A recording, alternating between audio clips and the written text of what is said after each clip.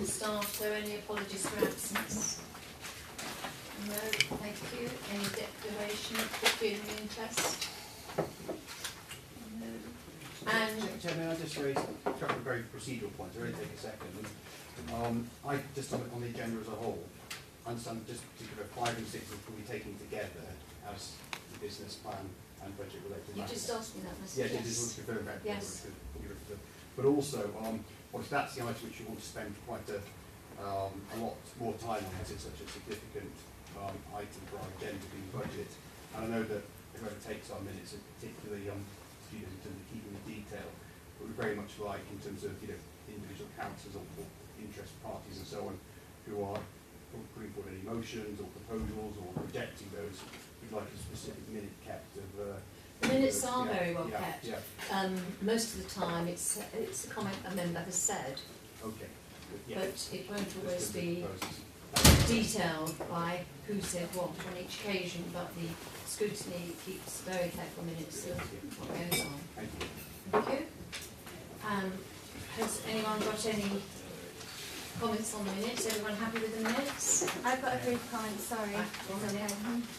Everyone read the minutes and you've got a comment? Yes, I do. Just on section 7, which was on the department update report, on the 4th paragraph, it mentions about a panel member has asked for details in the air quality report for the Abbey Harris School. Yes. We didn't receive those, which I was told we would get probably as part of the minutes going out.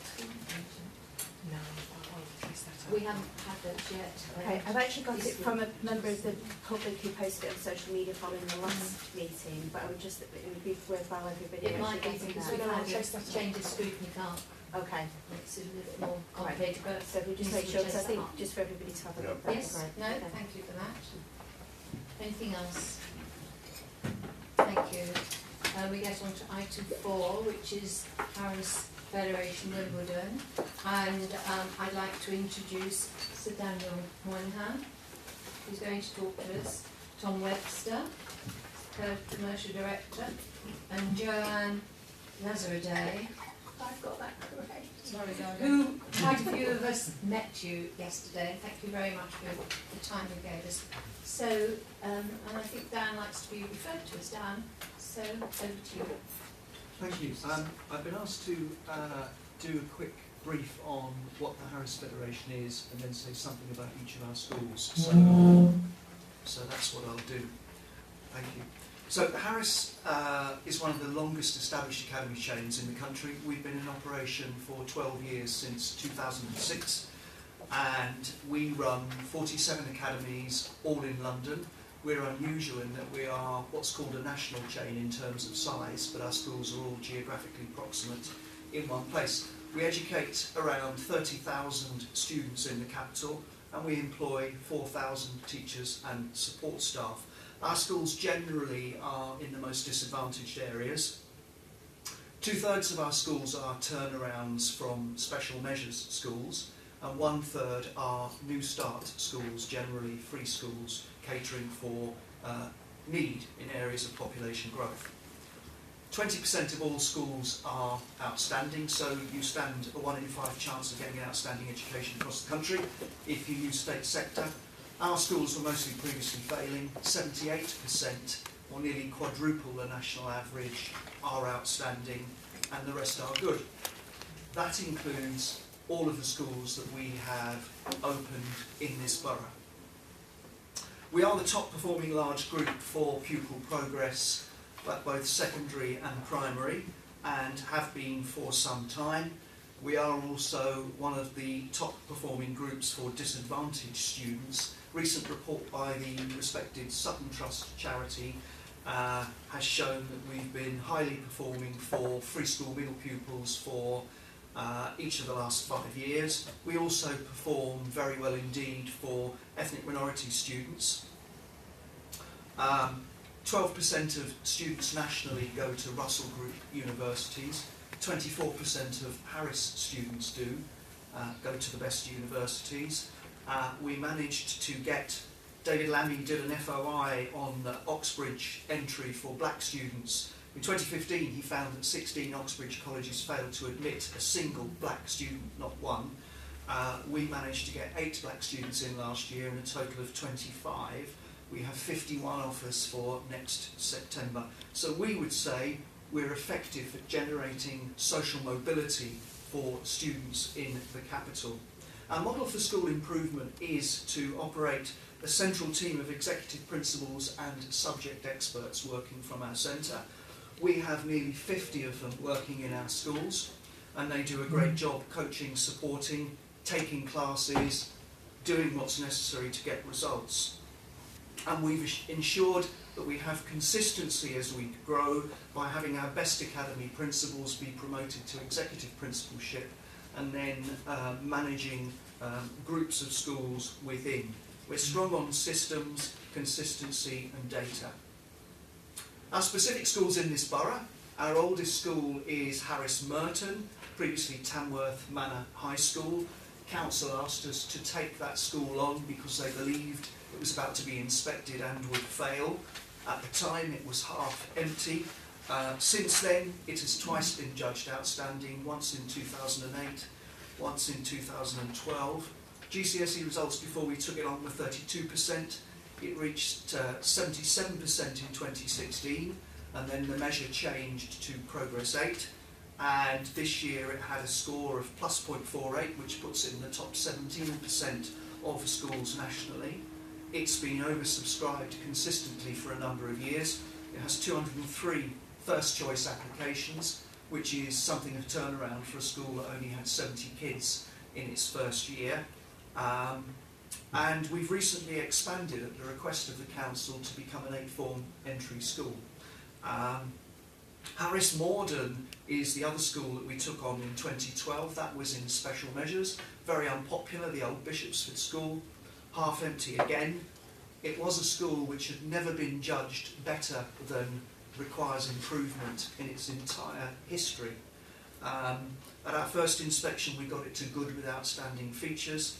It was judged outstanding in all areas last year.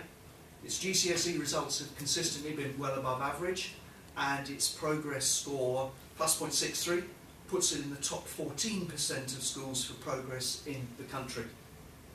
It's ranked second in the borough this year after Ursuline, and it was first in the borough last year. It had 151, it has 151 first choices for next September and 700 applications overall. The third school we took on was the old Garden Primary School across the road from Harris Merton.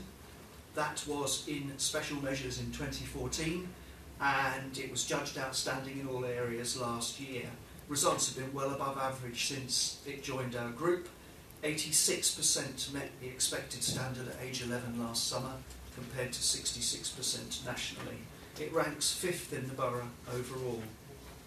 And then our latest school is Harris Wimbledon, and we have Joe Rizide, principal, which opened this September with 180 students, 113 of whom, amazingly, were first choices for a school without a permanent building. It's moved into temporary accommodation, yet parents have expressed their faith in Harris. We have 705 applications in total, and we're extremely grateful to the council for all of the support they've given us. Handover of new building will be in September 2020.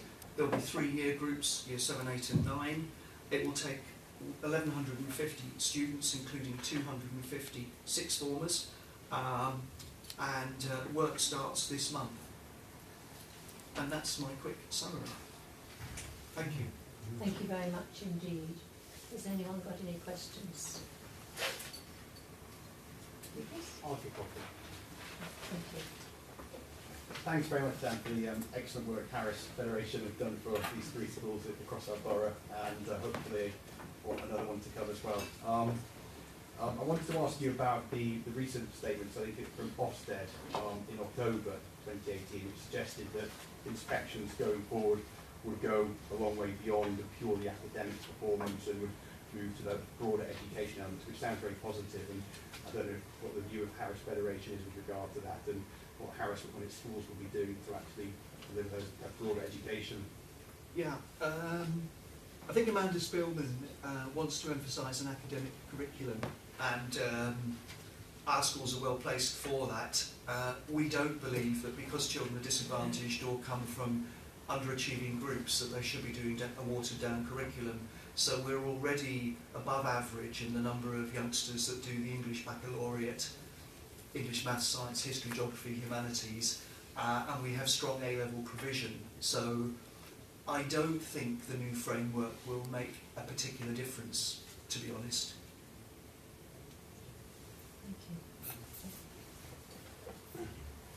Thank you. And it's interesting to hear about your expansion so far in Merton and you moving into taking on primary schools as well. What are your further ambitions within Merton? I suppose I'm specifically thinking if I was on the governing body of Merton Abbey School, the school next to new proposed Harris Wimbledon, should I be worried that Harris is going to try and get their claws into me? Well, you'd only be worried if you didn't want high achievement and high standards and kids doing well, which I'm sure isn't the case. And we don't have any particular ambitions. We're never focused on growth. What matters to us is the quality of what we do. Merton has always welcomed us, and if there are schools that need support, then we're always happy to consider them. And there was another primary we did bid for in the past, the name of which escapes me at the moment, but it's that's it, currently judged requires improvement. Had we got it, I doubt it would be judged requires improvement, but you know, hey. Anybody else?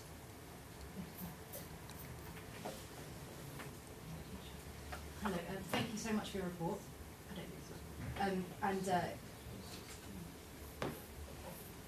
And it sounds amazing, the kind of work that you're doing and the kind of progress you're allowing our children to make in the borough. My question more is about kind of that wider piece of what happens to the well-being of children, and we're really lucky enough to have a tour of Harris Wimbledon's current site and kind of have a look around and have a conversation there and the steps they're hoping to make there. But I was interested to learn that that's not something that's necessarily consistent across all Harris schools, and they can determine what well-being offer they have for each school. So I wondered if maybe it's time to have an overarching framework for your kind of mental health well-being for children, given that it's such a big priority at the moment. Yeah, one of the key things about Harris is we're very keen that we're a federation rather than a chain. What we don't want to be is like McDonald's or Marks and Spencer's, where every school is the same. We know that our schools will be most successful where our principals have the autonomy to run them and adapt them to local circumstances. And if we tried to run them from the centre and have them all being the same, we think we'd be less successful. We monitor very, very carefully what our schools do, and we're really good at intervening if things are not going well. But what good or outstanding looks like in two different areas can be very, very different. In terms of mental health, our provision is good, very good, I would think, because not only do we do the standard kinds of things that schools do, but we also have external sponsorship which funds mental health programmes and counsellors. And we've recently launched a scheme across our sixth forms, because increasingly signs of mental distress are apparent in youngsters in sixth forms for whatever reasons. We want to be proactive and get in there quickly and address it so it doesn't disrupt their learning and become a cause of regret for their lives. So we've been able to put hundreds of thousands of pounds into that because of external sponsorship that we've raised. So although it's not the same in every school, I'd argue that it's pretty good in every school, but adapted differently to their local circumstances. Yeah, it basically was the same question I was going to ask about well-being of the young people in your schools. You said you've put thousands and thousands of pounds in sixth form for mental health issues and all sorts of well-being. What about the younger, primaries and even further down? We have counselling available in all of our schools, but we've put extra resource into sixth form because our monitoring suggests that with the pressure of study at A levels, and we take in a lot of students from outside, there are particular issues at sixth form, and they're more involved in social media, these youngsters at that age, and that tends to cause more problems. But we have this provision throughout our schools.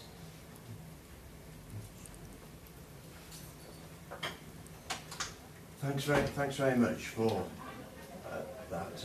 As an ex-Merton teacher, I found it extremely interesting indeed, and I also enjoyed going around Harris Wimbledon yesterday and hearing Joe give a very impressive talk about the school, and having taught there when it was a middle school, it was very interesting to see the layout and so forth. Just a couple of points that I'm not sure about. The persistent absences I noticed in both the Harris Primary and Harris Merton, are you concerned about those at all at 10%? What does that equate to in terms of pupil numbers? And also, one of the things that came out from yesterday, Joe was saying that after children have been excluded for 5 days, then the local authority takes over and is responsible for them. I'm right, that is If they've been correct. permanently excluded. Permanently, yeah. Yeah. So they go to a pupil referral unit and so forth. Does the school ever take back responsibility for them, or is it always going to be from then on the local authority? Because it could be argued that it's in your interest to ensure that such disruptive pupils don't return to the school, because obviously they would affect behaviour, they might affect your exam results. That might be an unfair comment, but it could be. Well, I mean, the rule on when a student is permanently excluded, the responsibility passes to the council is obviously a national rule. It's not a Harris thing. No. It applies across the country. Our exclusions are relatively low, and when you consider that the schools were often failing before, and they were usually in tough areas, then they're very low. But from time to time, exclusions will be necessary, because sometimes there are behaviours which a mainstream school just cannot manage. But those are few and far between, and we do all we can to avoid them happening. So we'll try and manage moves between Harris schools. We have our own alternative education unit in Bromley, and a number of our schools use that, Harris Aspire. That's quite a successful provision, and indeed has achieved good results for children who would otherwise have been excluded. So we are able to use that. In terms of persistent absence, the two Merton schools, Harris Secondary Merton and Harris Primary Merton, both serve Pollard's Hill estate, which has some challenges in terms of attendance. The figure of 10.2 was actually the year before last, and last year that came down to 8%, which matches almost the average for London Borough of Merton. So we aren't concerned in the sense that action's been taken to reduce it. So they would come back to your schools eventually, rather than be transferred to local authority schools? Well, no, we're part of something called the Manage Move protocol and the Fair Access protocol. So what happens is when students are excluded in Merton, they will be reallocated if they're residents to another secondary school. And just as a student who's excluded from one of our schools might go to another Merton secondary school, in turn, we will take students from them. So we're fully part of that partnership. Thank you. Does anyone else have any other questions? How do pupils with special educational needs perform at your schools? Great question. If you look at our inspection reports, special educational needs is usually one of the excellent areas consistently across our schools. It's an area that we are particularly good at, and for the last 3 years, special educational needs students' progress has been above the average progress for SEN students across the country, and has been one of our best performing groups. So we think we're pretty good at meeting those needs. We invest a great deal in SEN, and you know, I could be making this up, but if you look at our inspection reports, it consistently is an area that's praised as being a strength.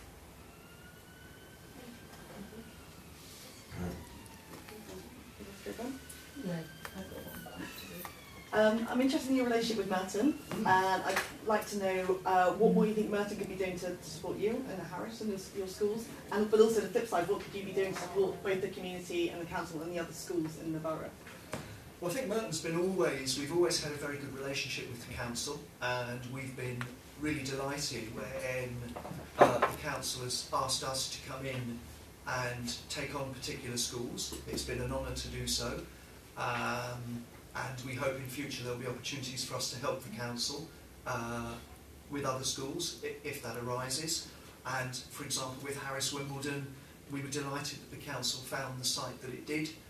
We're delighted the council's asked us to expand Harris Morden and Harris Merton, and therefore we can serve more families in this borough. So that's all been great. I don't think there's anything else we could ask from the council, you know, other than if there are other schools that we could help you with, we would be delighted to do so. What more can we do? Well, we have a large teacher training scheme. Outside of all of the universities, we're the next biggest teacher trainer in this country. We have a number of trainee teachers in our schools in Merton. We're expanding that scheme. We'd like in future to be able to place trainee teachers in other Merton schools. And if they like it there and they want to offer them jobs, then that's fantastic. We operate 2 teaching schools. They're a bit like the medical schools that train doctors. Teaching schools train teachers for a wide range of courses and professional development. We have trained many thousands of teachers across the capital in all sorts of things. We'd love to have more staff from Merton on our courses. We offer the National Middle Leaders course, the Senior Leaders course, the Executive Leaders course. We train people called Specialist Leaders in Education. We'd be happy to do more of that training in Merton. We run something called the London Thames Maths Hub, which has trained at least 1,000 maths teachers in London who are currently in post, upskilling them in their maths abilities. It'd be great to train more maths teachers. So we have a wide range of provision available that many boroughs take up, including Merton, but you know, as we have a good relationship with Merton, it'd be great to be more involved in those things. If no one else has any questions, I have one. The Harris Federation is a charity and a non-profit charity, so therefore all the funding you get goes into each school. One question, do you ever shift money from one school to another? And in certain parts of the country, some multi-academy trusts have come into considerable financial difficulties, which is causing a lot of problems for the pupils as well as the staff. So could I have your views on how you ensure this never happens to Harris Federation? Firstly, we do move money around.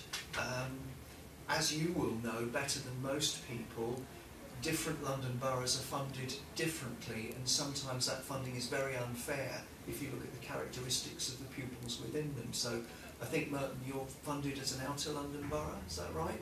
But your children very much have inner London characteristics and features. That seems really, really unfair. So we have schools in some areas, I won't mention them, where they may have 1,200 pupils and they might get £1 million a year more than a school in another London borough with the same number of pupils with the same characteristics.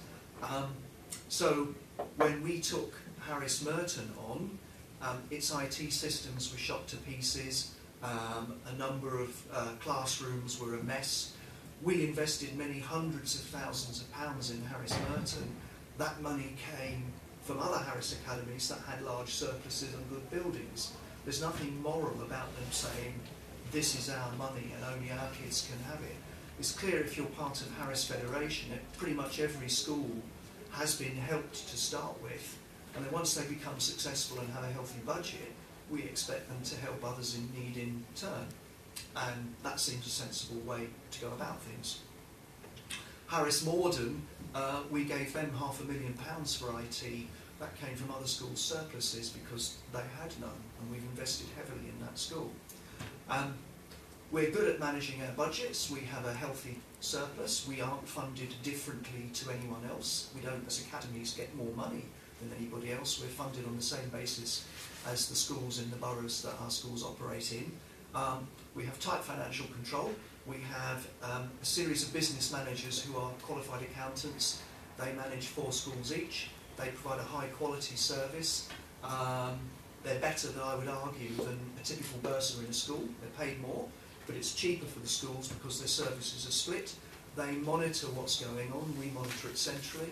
We can anticipate if problems are about to happen, and we can deal with them. It's a business-like practice.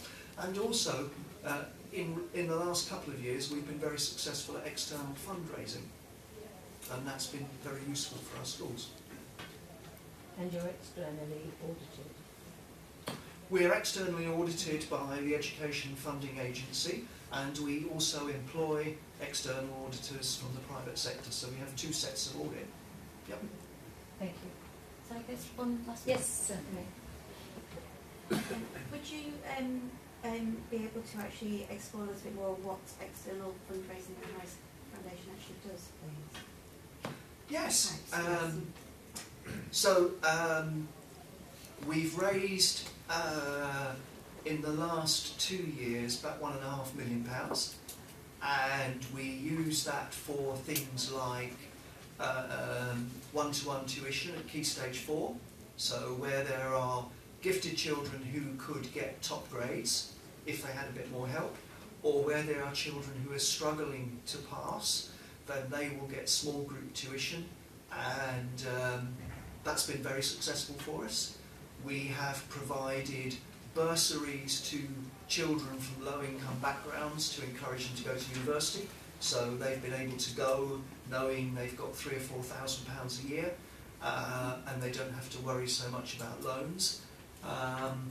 We're currently looking at providing extra teachers in Year 6, so instead of a typical primary with 2 classes, we're looking to have 3 classes funded by the money that we've raised. So a wide range of schemes based on raising standards. And how did you raise the money? What sorts of activities? Was that?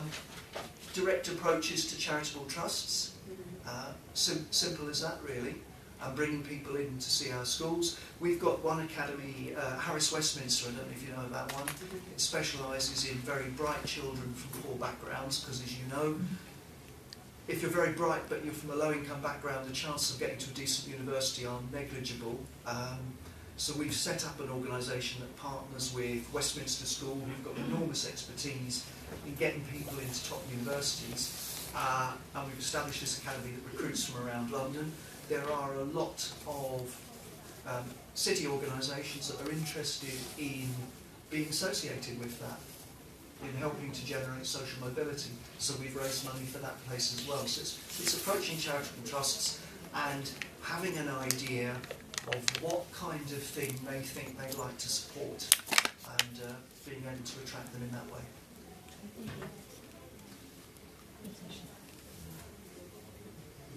I just wanted to, because you were just expanding on encouraging your children to go off to university, and I think aspiration is a very important part of education in a child's life. However, what do you do with those children who may not want to go to university? What kind of aspirations do you instill in them? Yeah. Well, I think the first thing is, because of the schools we operate, the areas we operate in, clearly our parents are aspirational, but there are large numbers of children who could go to university but don't think they can because they're the first in their family to do so. So that really is, and I've stressed it because it really is an important part of our work. They have a right to expect to do certain careers, and because of who their parents are or where they come from is irrelevant, and therefore a huge focus for us is social mobility and breaking that glass ceiling. But we're also big on apprenticeships, and we offer a great education in terms of getting ready for apprenticeships, and plenty of education on the kinds of apprenticeships that are available. And we do have a growing number of students going on to apprenticeships. So it's apprenticeships as well as higher education are the kind of 2 areas that we aim to focus on. Just going back to the question that my colleague asked in regards to external funding, how volatile is that, and are the fluctuations unpredictable, or is it pretty steady? Well, we've never relied on external funding. We don't need it to balance our books. It's an addition, it's extra, and we've only been doing it in the last 2 to 3 years, and the amount we've been able to raise has grown. And that's fantastic, because we take on a failing school with disadvantaged kids. We want to throw resource into that school. We want those children to have the best possible deal. We want them to have new uniforms if they need that. We want them to have extra tuition if they're SEN. We want them to have breakfast clubs that are free. We want them to have after-school clubs. We want a wide range of extra provision. So I don't think it's a problematic issue. If hypothetically speaking, if funding isn't there, are you not able to provide those services then? We do provide them, but instead of providing these things in school time, we might be able to provide them in holidays as well. We're currently working with a sponsor who is interested in working with us on nurseries. He's got a particular interest. He's got 2 kids in nursery. He's a very successful businessman, and he wants to see disadvantaged kids enjoy the benefits that his kids had. And we all know that 30 hours of nursery provision isn't enough for a parent who wants to get a job and work. 30 hours just isn't enough, and particularly if it's only in term time only. So we've identified a sponsor who's interested in funding that all through the year. So we can do it during term time, but wouldn't it be better for parents if we could do it 52 weeks a year? Thank you. Thank you. One final question. Very good. What are you able to say what proportion of your schools are able to run with a surplus budget?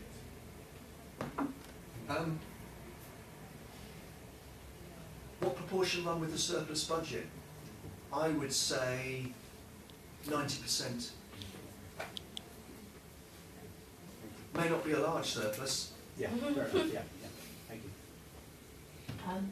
Dan, thank you very much. It's very interesting. And I just, Joe, thank you so much for welcoming a mighty large group yesterday. We all found it extremely interesting, valuable, and your enthusiasm well done. And Tom, thank you for coming too. Thank you.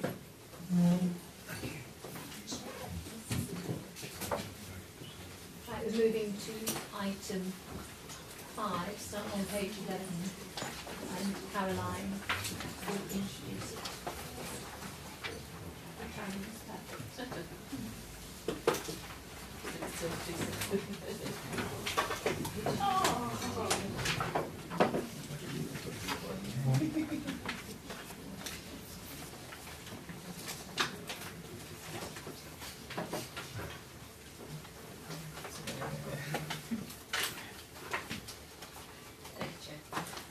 So you have in front of you the paper which went to Cabinet back in December, which had an update on the medium-term financial strategy, just going through some of the assumptions, an updated capital programme, which for this panel has some implications, particularly around some of the special schools and increased costs for maintenance of our existing portfolio, the investment strategy, as well as then clearly the lovely savings information pack that you all got after Christmas. So apologies, didn't quite arrive before Christmas. So this sets out details of just under the £9 million worth of savings that we put forward over the 4-year period. However, that still leaves us a gap of £8.8 million by 22-23. So we still have some way to go in order to be able to deliver a balanced budget. But certainly for 2019-20, the proposals that are being put forward do currently balance 19-20. So we are confident that we will be meeting our statutory requirement. Clearly going forward, we will have some further work to do. For those of you who have been looking at some of the Cabinet papers, we did have an update which we took to Cabinet around financial settlement. There wasn't really much good news or additional news that we hadn't really been made aware of or thought would be coming our way. There was some additional business rates monies that we're going to get back. That's around £500,000. There is some additional grant monies for the high needs block for 18, 19 and 19, 20. But again, it's an insignificant sum compared to the size of the deficit that we have. So I think this set further challenges there. And the monies were allocated on the basis of overall DSG. If it had been allocated on the basis of high needs block, London Council estimate that London have got an additional £9 million. So that just shows you sort of the size of the scale, particularly in London, of the challenges that we do have facing us. I'm quite happy to take questions on the overall NTFS and then sort of the details. I suppose one thing to say with the information pack that you have in front of you, it has all of the savings. We make it very clear for all members to see, are you being penalised, are you putting forward more savings than others, are you higher risk than others. You have all the savings in front of you to be able to compare and contrast. All of the associated quality impact assessments are also set out for you, and we have produced a summary of the assessments on which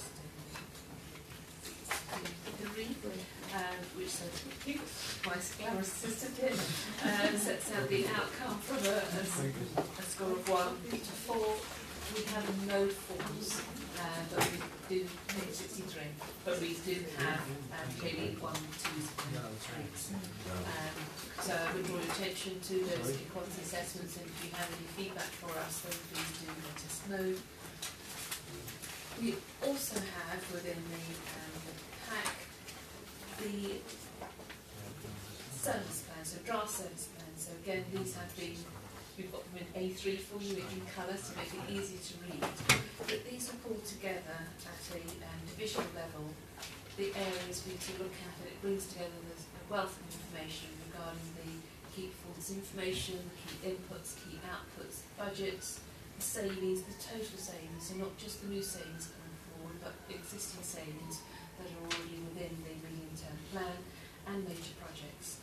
And then we also have the draft service budgets, which again will show detail, particularly how the budget has changed from 1819 to 1920, split between inflation and other movements, and also high-level staffing information as well.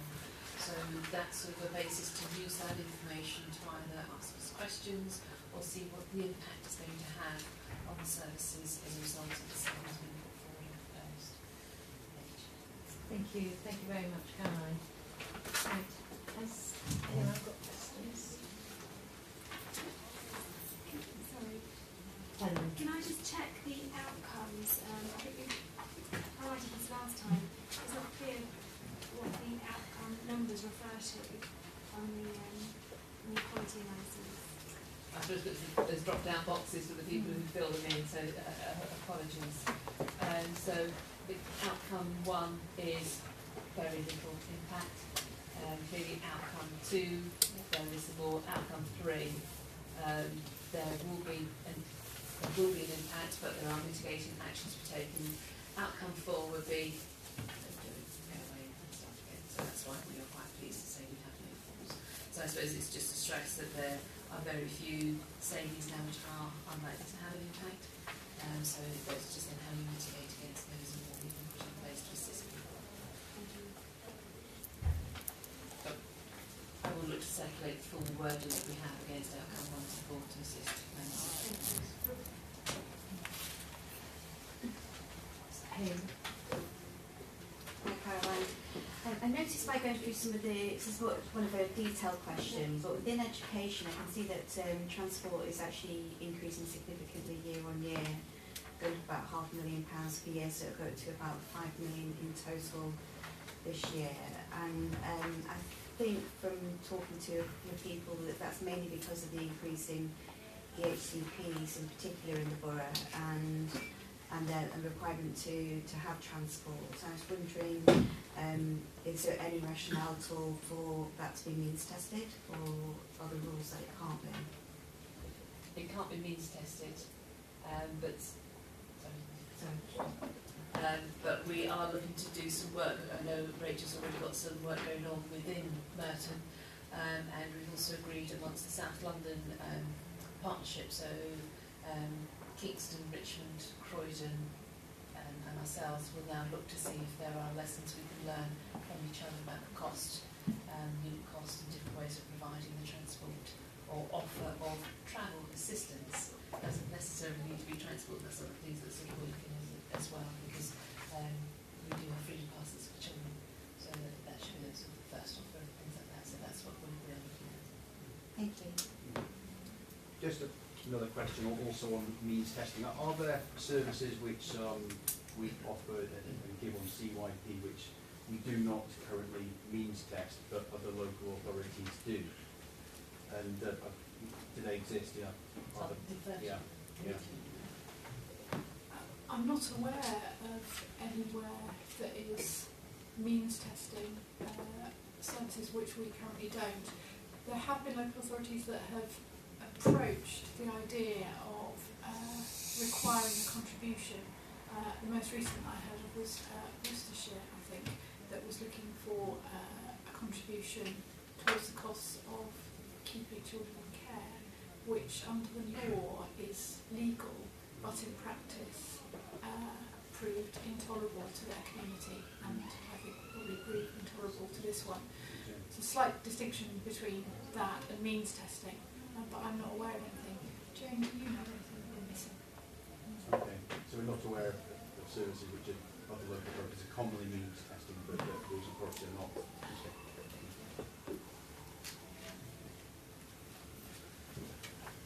Caroline, do you want... Oh, sorry. Yeah. I'm sorry, I beg your pardon. Okay. Within, obviously, the draft pack, within 1920, the depreciation figure and impairment losses have increased from 7,000 to roughly 10,000, leading to a larger variance than usual. Could we not spread those costs over a longer period of time due to it merely being an accounting adjustment rather than an actual expenditure? What page are you on? Yeah, 363. 7 to 10 million.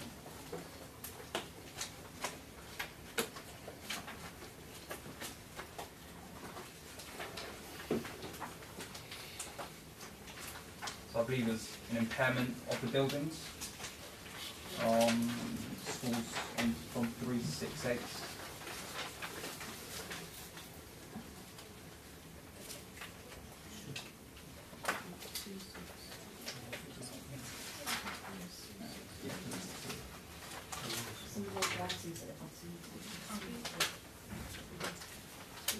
So the impairment charges within the departmental pages, of which 363 is one of them, and those are based on a formula which is set out by Civic.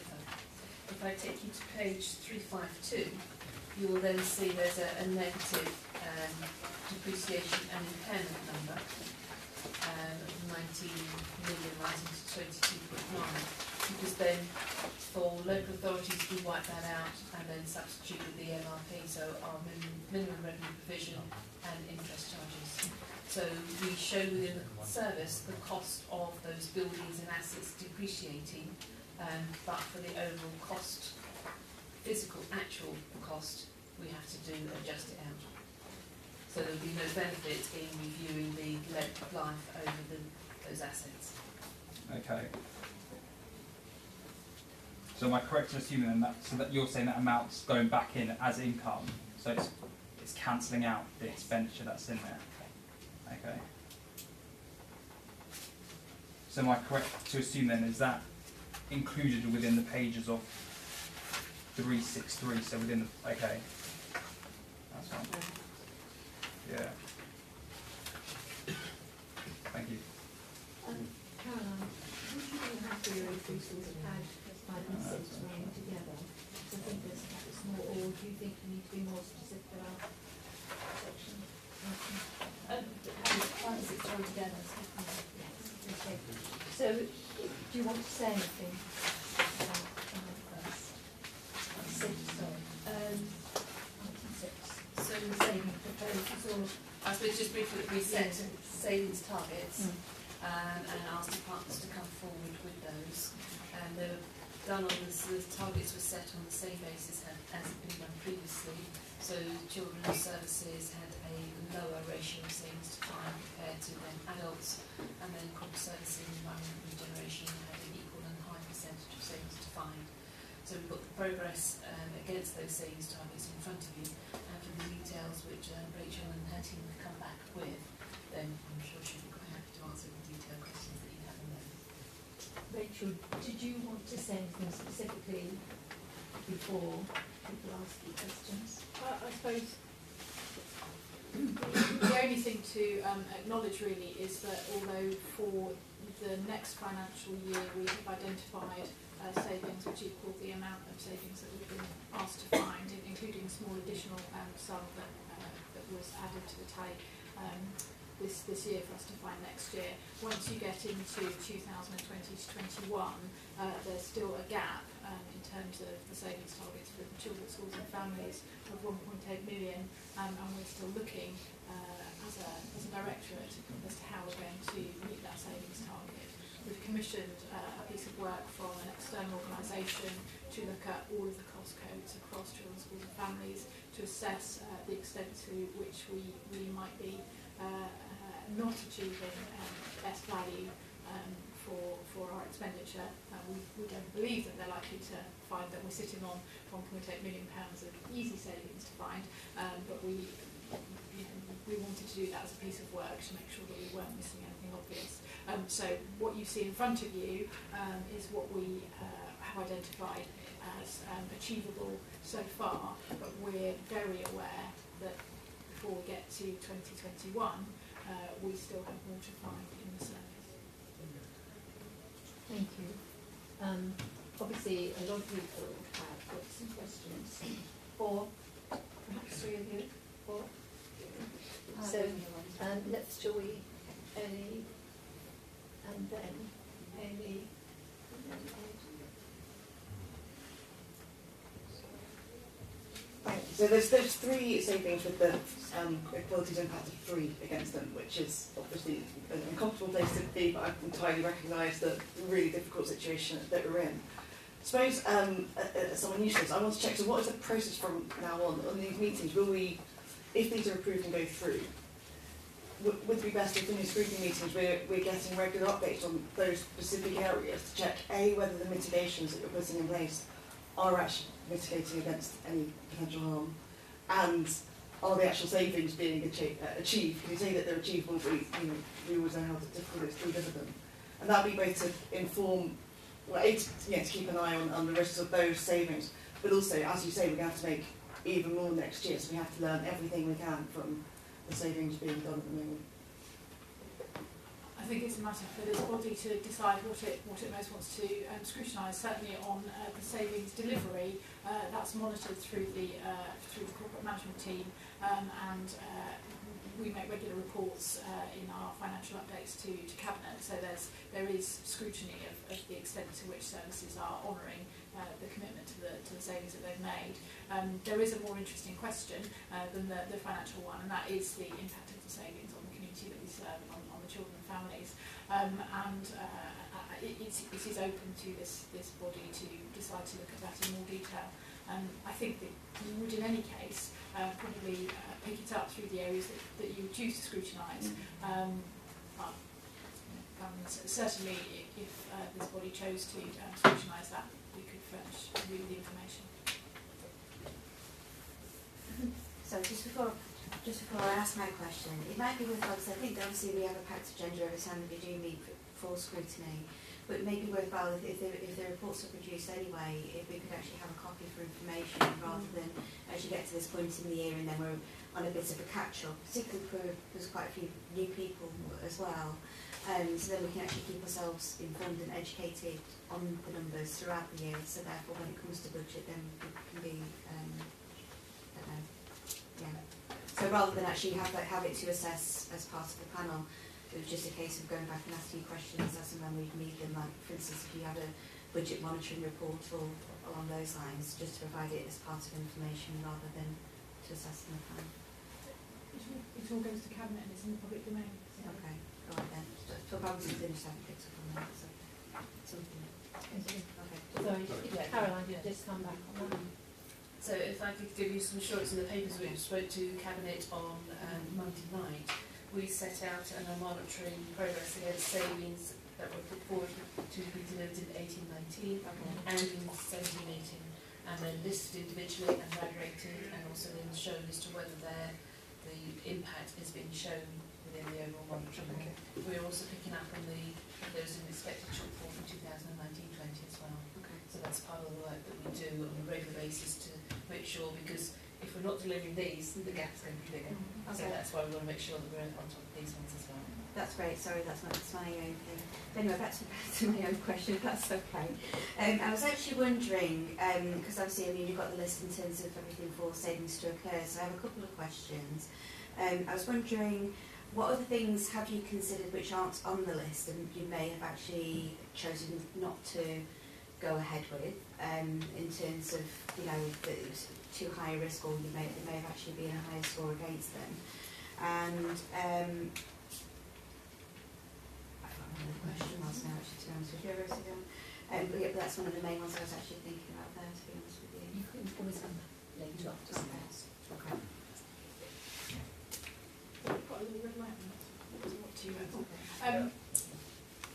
It's a good question, and it's a difficult one to answer, because the ones that are really not contemplatable don't tend to get through to a debate. So, for example, we haven't contemplated cutting the number of social workers that we employ. I couldn't honestly say we have considered that and rejected it. We simply wouldn't go there at this point, because we know the likely consequences of doing so. Similarly, we haven't at any point thought to not take children into care who would need to be in care because of the cost of a placement, because we have a duty to safeguard them. So there are some things which don't come into the discussion as a, you know, should we do this? Oh no, we shouldn't. They just don't get contemplated at all.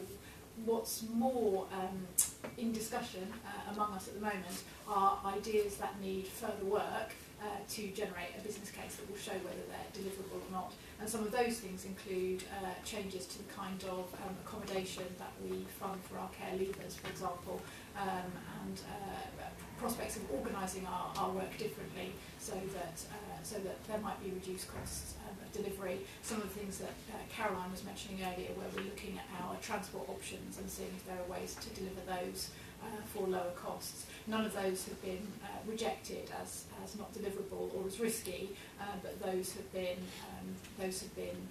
they need more work to work up to show what kind of savings we can achieve, and we're very much looking to those to close the gap of the further 1.8 million.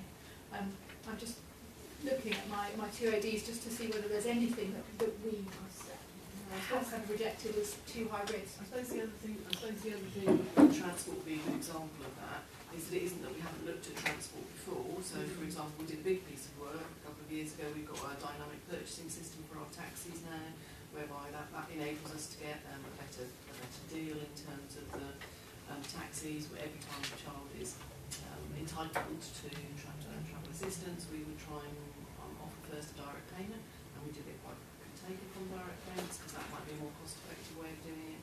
We look at whether they can go on one of our buses or whether they can share taxis. We've already done quite a lot of that, so I think the piece of then you're looking at the next piece of work you might do, which is to revisit all the policies, see if there are different things we can do policy-wise, which is a piece of work Caroline was saying we would. But we're also looking at our neighbouring boroughs to see what they're doing, thinking about doing that piece of work together. But I don't know that there's things that we've. So I suppose at each point we're thinking we've already made these savings, because we've made quite a lot of savings already. What would be the impact of taking that further or changing that and doing that? No, I think the only thing I was going to add is that, you know, it's also, if you think about the kind of principles that you might want to operate with, so keeping intact services that safeguard children, services that sort of help to manage high risk, and perhaps looking at the lower risk services or more universal provision, even sort of that some of those principles don't quite work neatly, you know, because if you take services out of early health, then of course you put more pressure on higher sort of level services. So it's not possible to sort of just operate sort of straightforward principles about where you do it. You've got to try to think about the impact across the whole system. So there is a level of complexity. And then the other thing I think which is important, just in terms of the sensitivity of some of the matters that we're discussing, because we are having to obviously think about posts, so we're talking about people's livelihoods, and obviously flagging anything at this point in terms of what we might be doing in a year or so off is quite a sensitive matter, and so I think that's the other thing we're kind of thinking about in terms of where we would want to go or where we could go, thinking about the implications implications for those people as well. So it's quite a sensitive. I'm sure you appreciate it's quite a sensitive process to be at this point to be involved in, and saying too much about that without that impacting. I think the other thing we do is we do look at what other local authorities have done and do sort of benchmarking. So one of the things that's going to be that's quite interesting in the piece of work with the external provider is looking at what different balances there might be in other local authorities where they might have greater spend on one area but not another, and how those might look different. So that's going to be really helpful too. So Thank you. Yeah, thank you. I think I'd like to call formally, I wish to put it to the panel and call formally for a review, like a one-off review which Scrutiny panels can undertake, of course. It's really just a report looking for further savings, which I'd like to propose to the panel and see what the panel thought. I'd like it to cover 3 specific areas and hear what our officers and felt about them. One is we've heard about transport already in the context of possibly supporting that cost by way of shared services, but I'd like as the first item to cover what opportunities are there for further, what existing shared services are there in CSF and CYP, and what opportunities are there which we're not currently sharing with other local authorities but we could do, and could there be cost savings there? If there aren't any at all, I'd like to see a formal statement saying that, but if there are opportunities where we think by way of shared service arrangements, like the transport and working with other local authorities, I think that would be valuable to this panel, and also in a short report of what we think they could be put forward to the Overview and Scrutiny Commission for the purposes of budgeting. So that's the first area I'd like this one-off review to cover, subject to the approval of this panel. I'd like to propose that formally. The second area is just in terms of revenue generation for the local authority. Obviously, our local authority provides a lot of services to schools, school improvements and all this type of thing.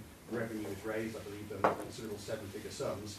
And I think it would be very useful just to see a very short statement or report saying what is that revenue, what are the principal components of those services, but more importantly, which schools or areas or education systems and so on are not actually purchasing those services, and so therefore it's some opportunity, if you like, to raise revenue there. We should know about that, and that should be included in the report for the Scrutiny Commission, not just in terms of selling to schools, but also selling possibly to other local authorities who may be interested in purchasing those services, in terms of buying them in.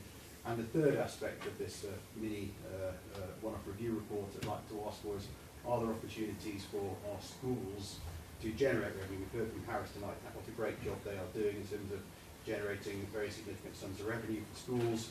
I know of my local school in Wimbledon, for example, does a great job of having a farmers market in, but some of these things like this, you can generate a lot of revenue. I thought probably lots of expertise among our officers, a very short statement about what the best examples are of revenue generation opportunities for our schools, and it may be of interest, and we consider what they may be and spread that word more, put that in the report for the Overview Scrutiny Commission, but seems as a means of good practice. So I don't know what other members of the panel think of a short report that's quick and easy to prepare on those subjects that goes to the Overview and Scrutiny Commission. I'd like to formally propose that this panel request for that report to be drawn up. Can I second that proposal as well, and just ensure that that's been put into the minutes as well? Before we just go on to that, I know somewhere, and I'm sorry I can't quote page numbers, but you do comment on certainly point 2, but I don't know if Caroline or Rachel, you want to respond to that first, what you're already doing.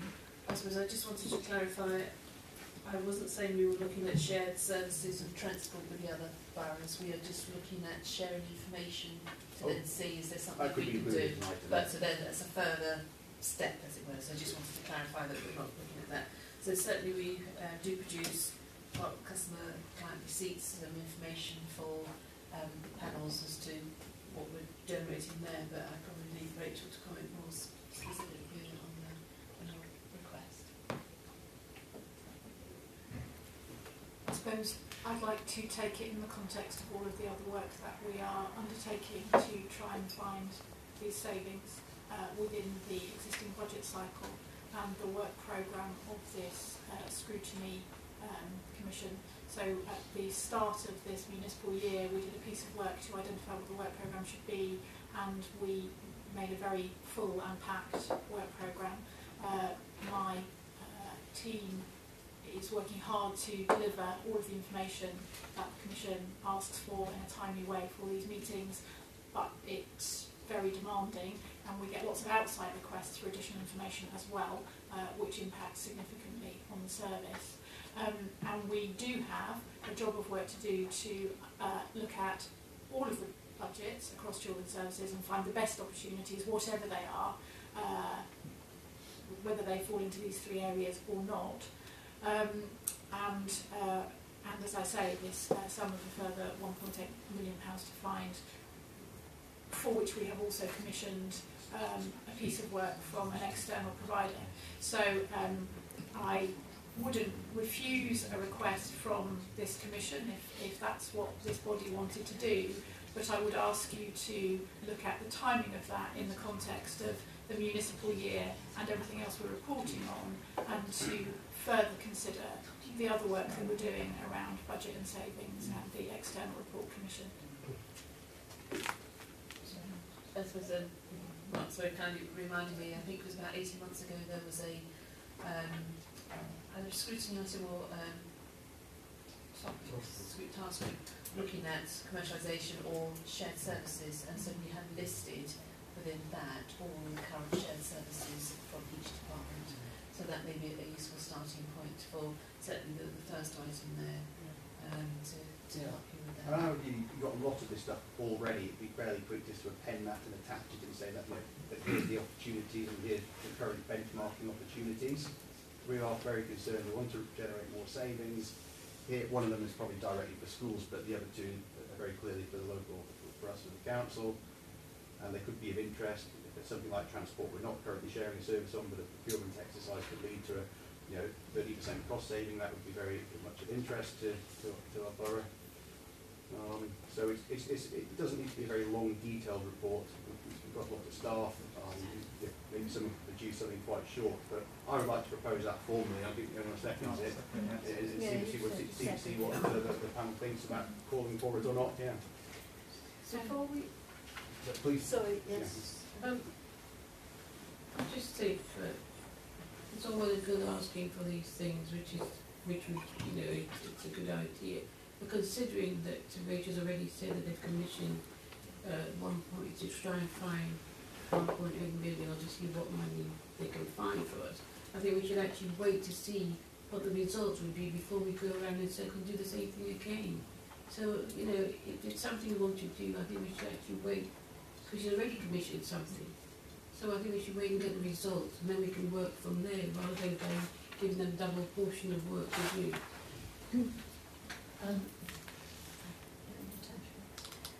I think you're aware, Rachel, that I'm a governor of one of the local primary schools. I was actually there this morning as part of the business committee, and they actually had, which they're compared against Merton, but they actually had lots of benchmarking data. Maybe that's something that we could share amongst this panel, unless we can find it online as well. Sorry, you were saying that we could share that school benchmarking data? Yeah, because I think that each school's got all of the schools. It's not just like it's not on an individual school by school basis. I think that the data is there, so you can see all the different schools in the borough. For instance, if you're looking at income generation per school, I think that's being delivered to the schools already. So it should be information that's already there. I don't think schools share all their financial situation with each other. Okay. I'll take it back to the business manager there and come back to you and just see if it was okay. I will do. I'll see what it is and I'll come back to you. Okay. I know I've got something to say, but Dennis, go on. Yes, thank you, Chair. The second item that Councillor Cooper-Marbiah got, now, the autonomy of schools surely has brought that about. I mean, I've been on other schools like Rutlish and what is now Harris Morden and my own primary schools, and we're always discussing this type of thing. How to economise, what services to buy in, what services to buy into the council, how we can raise money and help the school, and all of that is done by, surely by all schools already. What are we talking about here? What are we being asked to vote? Emma, did you want to say something? No, you didn't. Natasha? I appreciate the need for us to do this together in a collaborative way and to try and find these things, because none of us really want to be in this situation where we're talking about pulling back rather than letting our children flourish. However, I'm really concerned about the workload, because we are talking about making our services smaller here. So adding this, I'm not sure would be particularly helpful at this time. However, if we wanted to think about doing a task group next time round into something, one of these particular topics, maybe we could think about that. I don't know. Because no one else has, well, come back in a minute, but I just wanted to ask Rachel initially, what in this that Ed's just asked for, do you think you don't share with us, or isn't available to us, or Caroline might be able to come in somewhere or other, because we don't want to, as Natasha said, make more work for you, because at the moment we know you're really working around the clock to get everything done and to manage. And none of us entered into the council work or you into your jobs to make life more difficult for any particular group. And it is a difficult time for all of us in different ways. So what of this data is available? But schools are very protective, apart from the league tables that are published, and upset a lot of them. Have we already got somewhere, or is it already available? So certainly we should be able to circulate to members there was a task group on shared and outsourced services, that was in 2016. And there was also commercialisation of council services in 2016 and a shared services in 2015. So we circulate those to you, and then you can see, does that give you enough, or do you want something further to then be able to come back and see what might be missing from that? What was the second item? So the first was the shared services, and third was the schools. What was the second item? The second was revenue generation, wasn't it? Revenue, buying into services when we're selling off services. Yeah. It seems like we have a lot of this information, so I don't understand why, why it's difficult to produce a short report, or just bringing that information together rather than having to circulate it and then making a decision then. Wouldn't it be easier for us to make a decision now on whether we can do something like that or not? If we've got the information, as Caroline just said, we can get it out to everybody. Yeah, if I can just distinguish what is actually being asked for. I appreciate you've got some great material there, but each of these sort of areas is like a fairly dynamic, and best practice changes between local authorities. We hear of different local authorities doing different things in terms of shared services or revenue generation as the months go by. They're all under more pressure now. So it just needs, if that's 60 or 70% of the work already done from 2 years ago, great, but it needs an up-to-date current statement saying, yes, we believe that is up to date, there are no further opportunities, or this is how it applies to us. You know, we currently sell to these categories within the market, we don't there, unless we think we can put in place a better plan to generate more revenue from those bits of the market we're not currently selling our services into, or there's other parts of the market where we're not sharing our services where other local authorities do, and we think we should put in place, you know, a plan, or consider one at least, to say each of these offers potential 7-figure savings, and at the end of the day I think they're very valuable to your staff, particularly if you're looking at cost savings a year down the line that may otherwise impact them.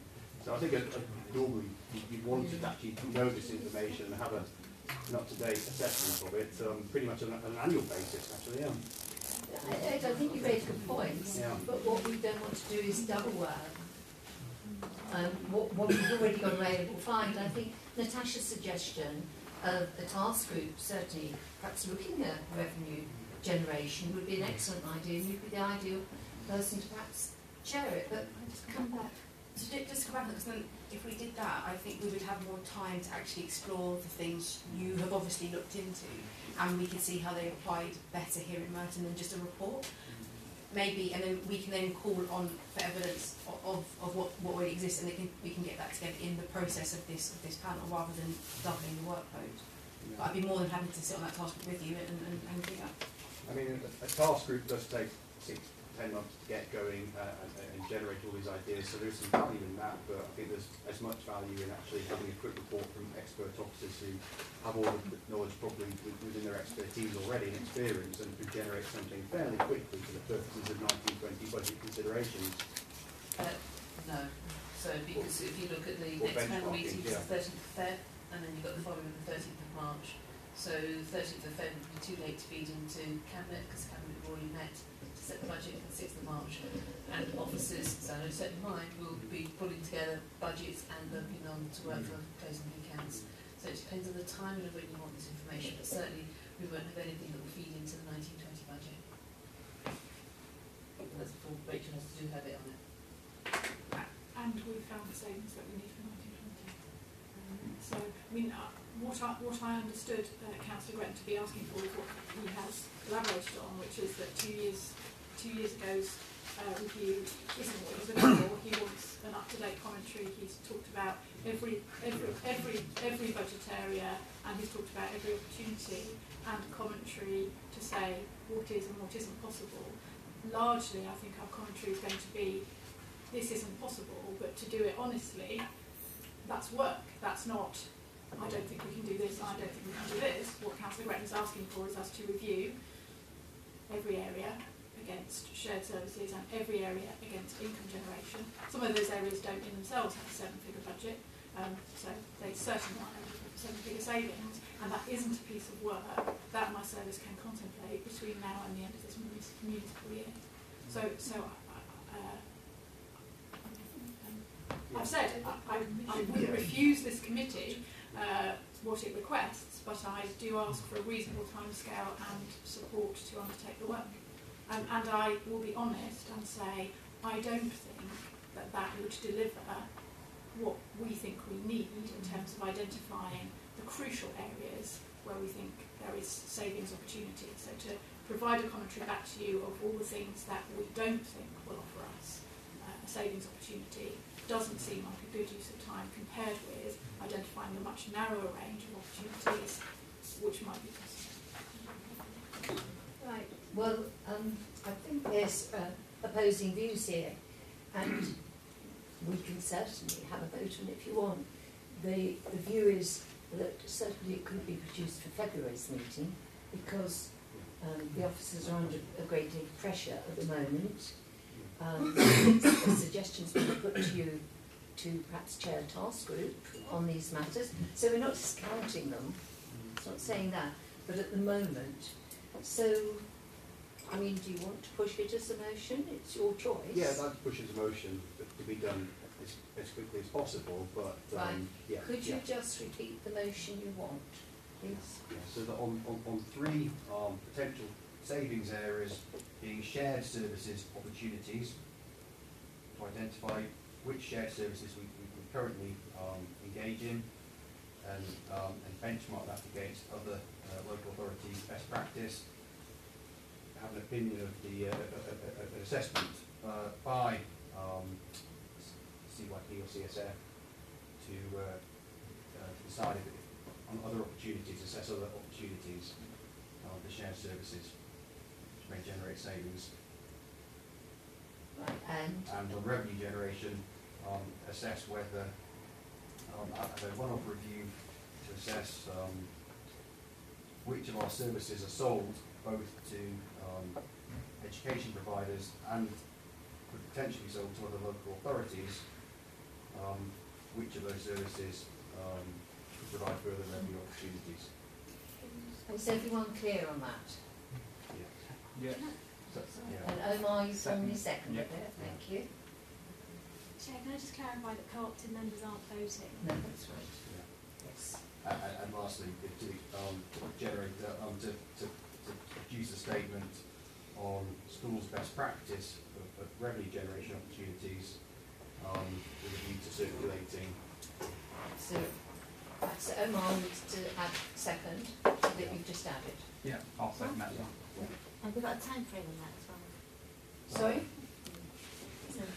Yeah, to produce that within 2 to 3 months' time. I appreciate it. Can I just say, Ed, I'm starting to get confused because you've said it and then adding a little bit, I just need it simply said, but can we just take Rachel's point? Just a question for clarification, and it's on the point of shared services rather than revenue generation, which is the request, does the request include the quality of the provision? So in other words, are you interested in those services which are shared, which save money and are of equal or better quality? Or do you only want the saving regardless of how poor the quality is? No, it would have to be of an acceptable quality, obviously. It's an important clarification. Right, does anyone want to make a comment? Dennis?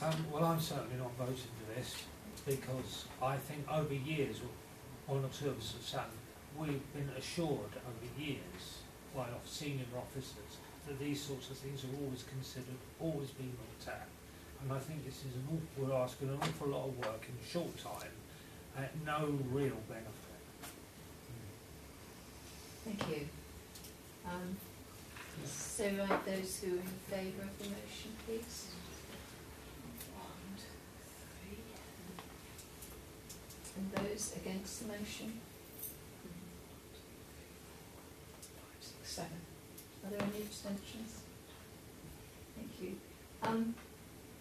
Out of that, could I perhaps propose something, taking on from what Natasha said, that perhaps, Ed, we can look at these as task groups, so they're not ignored for, as we've had, the mental health and the prevent, and certainly I sat on similar ones with the healthy communities, for, with your enthusiasm, to perhaps chair a task group and come back. I think it's just, I think it's too much at the moment, and it's an awful lot there. So for you to take one strand at a time to look at. We have considered that in due course when the next task group is established. Yeah, so we could certainly have that high on the agenda. Is that okay? So right, thank you. Agatha. Can I suggest that Caroline does send us those 3 reports? I was going to do that because then we'll have an idea what's what, even if we are to set up tasks. Well, Edward, background information is needed. Yes. If we can have that. Yeah. Okay, thank you. Thank you very much. Just to avoid that, I was actually calling for a short report prior to the next meetings, I guess, the next round of meetings, but I appreciate there's not the need for 1920 because you're more or less in surplus, I think, the budget for 1920. Okay. Has anyone else any more questions on agenda items 5 or 6? Right, if I can just start another list. Natasha first.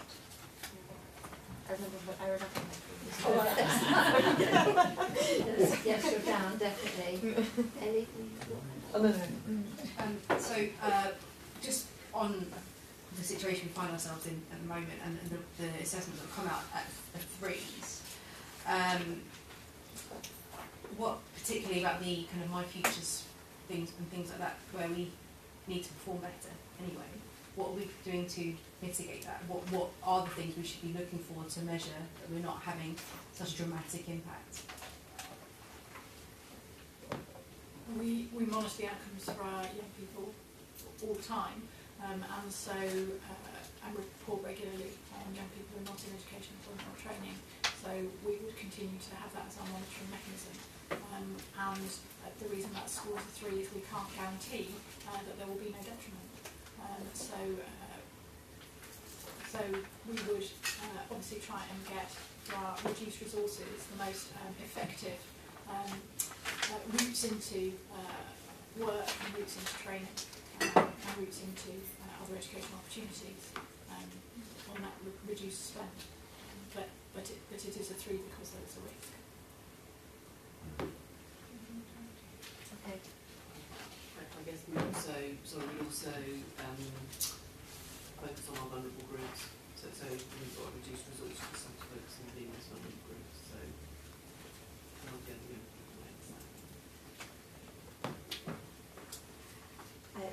So So further question, Rachel. I can see like in terms of for 2021, the various savings which are quite considerable. Is there any chance to actually move those into next year at all? I know I've probably looked into that already. And another quick question for Caroline as well. I keep on looking at page 363 and I really cannot see where the depreciation adjustment is in income, where you said that it's an expenditure and in income, and I can't understand what line that would be on, so if you just be very clear to me on that, that would be great as well, thank you. I'll answer my one first. It's then on page 352. Okay. Yeah, and then down at the bottom section table, you've got a line which then says depreciation and impairment. Yes. So that picks up all of the expenditure items within the departments. Takes it there. So therefore, all if you added up all the depreciation expenditure items and all depreciation income items, they balance each other out. Okay. And then you will see at the top of So that. so it goes into the other variations then, the 3 million goes to the other variations with it, because it yes, because the 3 million is in other variations rather than the 18-19 figure. So most of the pretty much most of the depreciation for the corporate items comes from schools. As part of a asset revaluation exercise, is that right? That's 10 million of it. So if you look at page 363, they've got 10 million, but then obviously presumably E and R would have.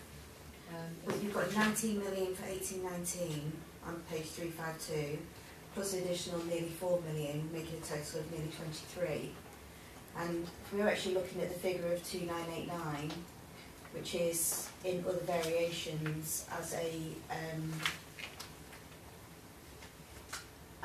expenditure, so that's making up most of the total of the 3896. Because of the final accounts, when we had major issues with the revaluation of our assets, quite a lot on which were schools. Okay. And it has to all be done this year, so to be financially... No, because that is the additional cost. There is a base cost and it's just adding to it each year. Okay. So in future years it'll be 10 million against schools, will it? It will be more. Okay. Because we are spending more money on our schools okay. than the capital. Okay. So that will go up more. Okay, thank you. Thank you. So to answer your question, Hayley, which as I understood it was, could we bring savings from 2021 forward into 1920? So we couldn't do that and secure a full year effect. The majority of the savings that are planned for 2021 involve significant business restructuring and reduction of posts. And a consequent impact, unwelcome impact on our service delivery. So it would be theoretically possible to bring some of them forward, possibly by a few months in terms of when one started the process of consultation, organisational design, etc. But I can't think why we would rush that to deliver more savings than we needed to next year, rather than do it carefully in a planned way to deliver the savings that we needed in the year after, or why we would deliver a reduced service any earlier than the budget requires to. So I suppose it's theoretically possible to bring some things a little bit forward, and you occasionally see it when the department has constructed business redesign. At the point at which it's being implemented, we usually cease recruitment into vacancies in order to help us manage through the redesign. So when you know that that's coming and you know that that's being implemented, then sometimes that starts to occur towards the end of the previous financial year, and you see it playing out. But that's probably the amount of room there is on any of those propositions. Okay, thank you. Does that make sense? Yes, it does. Thank you. Thank you. We need to start. Yes, and then Sorry, just final question.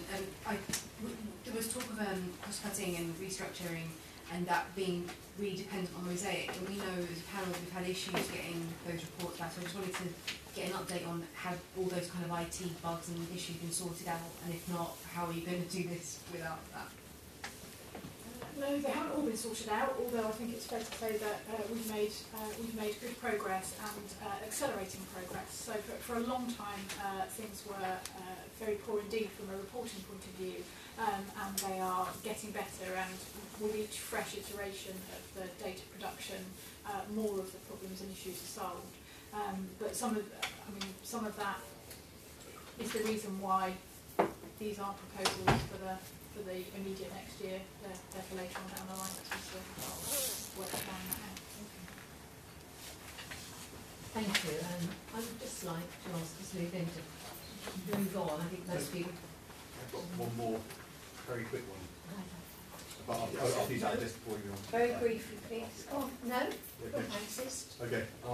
This is a quick one. Merton Music Foundation. We understand that the grant has been cut. I think from April 19, about £23,000 or something like that. The budget's pretty much in surplus for 1920. So there's no need to cut the grant of Merton Music Foundation. It's not absolutely clear in here. It's been taken as a savings within CSF. It's not absolutely clear, although the funding for that does come from the dedicated schools grant and things like that. So I would like to raise formally that as it's such a small cut of only £23,000, which is unnecessary in 1920, and has such a beneficial effect, not just on helping disadvantaged children get small music lessons, which otherwise they wouldn't be able to pay for, has excellent impact music does on mental health as well, preventative measure. So I'd like to formally propose that this panel recommends that be reconsidered as a saving, £23,000 that goes to Merton Music Foundation, and so that can be so that's a formal recommendation, simply because it's music's great in schools, it helps disadvantaged children, and it's an excellent item for preventative mental health measure as well. So I don't know what people think about it. I'd like the rest of the panel, but I'd like to propose it formally here. Yes, I think you need to, because if we put that back, you've got to take it from somewhere else. It doesn't exist. So the £23,000 was being funded from within what was a DSG reserve, and that reserve has been wholly used, and the DSG is now significantly overspending. So there literally isn't money in 1920 to fund that £23,000, whatever the proposal. Not from DSG there isn't, but there will be from other aspects of the budget, as I'm sure Caroline will confirm, yeah. We're not in deficit for 1920, there's a moderate surplus, so there's no need to actually set out alternative cost savings. But you're creating a budget which we don't currently have. So there is no budget for the 23,000. So they currently receive 46,000. There's only a budget for 23,000. So they'll say the DSG is not there, so there is an additional cost pressure on children's schools and families to pay for that then. So we'd like to propose, we will set out, obviously balance the budget with 151 procedure, of course, prior to formal budget debates. But I'd like to propose that the current saving be reconsidered, and an additional funding of £23,000 be found to support the Music Foundation. I just don't understand. We can't save money if there isn't the budget there for it to be saved. I mean, it's the second earmark for 2021, the second half of the saving, I believe. There is a budget for that one, but that's not being proposed until 2021. So it's the 1920 one where there is no budget and no money from the DSG to fund it. But there is available surplus from other parts of the budget, which we could recommend as a positive recommendation. But in 1920 we normally say if you want, but there isn't a saving to swap, as it were. So you're actually proposing a growth item, and therefore you would need to find a source of funding for that growth item. Yeah, which we would do, yeah. But we need to know what that is now. I think we should actually expect that before we vote. No, we'd like to know where the money's coming from. Yes, exactly, because that's this. I mean, Rachel's explained, Caroline's explained that there isn't anywhere, there isn't any money, but you still want. What about the reserves? Our obligation to do that, the rise is not now, but prior to any section 151 assessment of our alternative budget, yeah. Normally at panel meetings, if you're putting forward a proposal, we do ask that for 1920 swaps. Reserves, you would need to identify the reserve, and this has already been funded from the reserve, so again, it is only a one-off, and therefore that's why the funding is now no longer available for part of the same, because there is no reserve.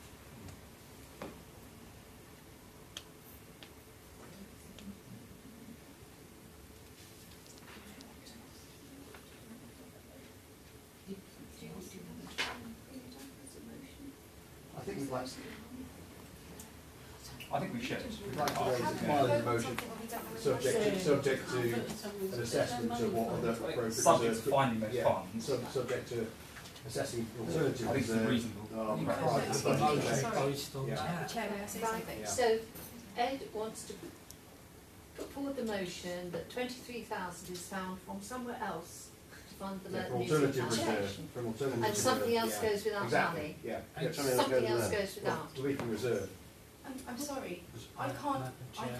vote on something, the impact you're suggesting we might make on something, I don't know what you want me to make that impact on, I can't really vote on that, that's not really a fair question to ask me at this point. You want money I was to going come to out say of the more or less the reserves. same but thing. All they're we're not really there. looking for is £23,000. It's not in the grand scheme of things. I understand. Yeah, I understand. Can I just say, Yes, sorry, everyone's Chair. talking I'm sorry, once, it's Chair. ridiculous, we can't hear each other. We need to just exactly clarify, you want to put forward the motion, Rob, and you want the money to come from somewhere, but we don't know where. Alternative reserve, yeah. Where's your alternative? Where is this? Well, the 1920 budget is currently set at a surplus, for example, so there's plenty of opportunity. I have to ask Caroline for clarification. But, There is no deficit for 1920, so yeah. but what happens then in 2021? Because there is still no Yeah. DSG But at the money, moment, we only need to consider the 1920 budget formula. so therefore there will still be the full reduction in the grant in 2021 of the 46,000. We could discuss that at the time of the next budget meeting, but But then 2021. we'd never get anywhere near our gap of £8.8 million. So whilst in the scheme of things it doesn't seem a lot of money, Yeah. if we don't do anything then that gap grows. Any And we will yeah. still have the financial review and Any proposal put forward such as this must be in accordance with the usual budget procedures and be subject to the rigorous 151 testing in due course. There's no doubt about that. Yeah. Take the last comment from Thank Dennis. you. And I'd like to more or less what Natasha said, that you can't have a motion based on the fact that you put money back in from a place that we don't know about, but we'll make it up maybe sometime later. You can't do that. Can I just ask, I suppose Caroline, I'm asking you, or could I ask if Mark knows, can we contact Paul Evans on the legality of this? Do we need to take that step? I don't think so at this stage, because I think you can just vote on that motion. Yeah. Because it then goes forward to scrutiny. It's a recommendation to reassess. Rachel. Just to make a statement really as the Director with statutory responsibilities for children in this borough, which is that we're taking nearly £800,000 of funding out of the service in 1920. And if I were to be permitted to secure any additional funding, even as little as 23,000 from an unspecified reserve, this would not be the first priority that I, as a director with responsibility for the wellbeing of the children of this borough, would choose to prioritise in that context of everything else that's being cut. And I do think that's an important consideration when seeking alternative funding. So, do you still want to put your motion? Yes, yeah. It's up to you. Right. Yes, So your motion is, could you say it in one sentence? yeah, to reconsider the current proposed cuts to the Merton Music Foundation and find by alternative budget reserve sufficient funds to fund the £23,000 currently scheduled to be cut from April 2019. Thank you. Those in favour? 3. Those against? 7. Abstentions? Motion's rejected. Motion's rejected. Right, thank you. Just to end on this, because I feel it is a difficult time for everyone, and I think especially difficult for officers. But Rachel, could you pick perhaps one thing where you found you're within having to make cuts, the management system that's gone on, and you've created a situation where a section is running more efficiently, such as the hub for SEN and the where efficient working has created savings? Well, to clarify, there are a number of areas in these proposals where we are clear that we are improving service. So you'll find £45,000 worth of savings in relation to the Family Drug and Alcohol Court, which is children who would otherwise have entered the system not coming into care. The same is true for the social impact bonds, which fund multi-systemic therapy and functional family therapy, again to prevent children from coming into our care. And it's better for those children to stay with their families if they can do so safely, and it reduces cost to the council. So those are two areas of service improvement which we are confident will also deliver a saving. On the issue of shared services, one of the other savings that's in there is the Regional Adoption Agency, which we're engaging in with 10 local authorities in total in the south east and south west of London. There's an expectation that's being undertaken primarily to benefit the pace of adoption and make it easier to find families for children who are placed for adoption, but there'll be a modest saving as a result of that because of the financial benefit of a shared service. And also what you alluded to, Sally, which is that although we have savings proposals in relation to the SEND service, which will reduce the service, we also have a savings proposal which arises from the implementation of an SEN hub, which will lead to greater efficiencies in the undertaking of assessments for education, health and care plans. So throughout the savings proposals, alongside areas where we are cutting services, you'll find wherever we can the development of service improvement that will also deliver saving. Thank you. Thank you very much. And thank everyone for all those questions. And Caroline, thank you very much indeed. I am impressed how you know the efforts. I'm getting there. That's 1% of your achievement. I'm going to take it home. Thank you. So we're moving on to corporate parenting, which is the separate booklet.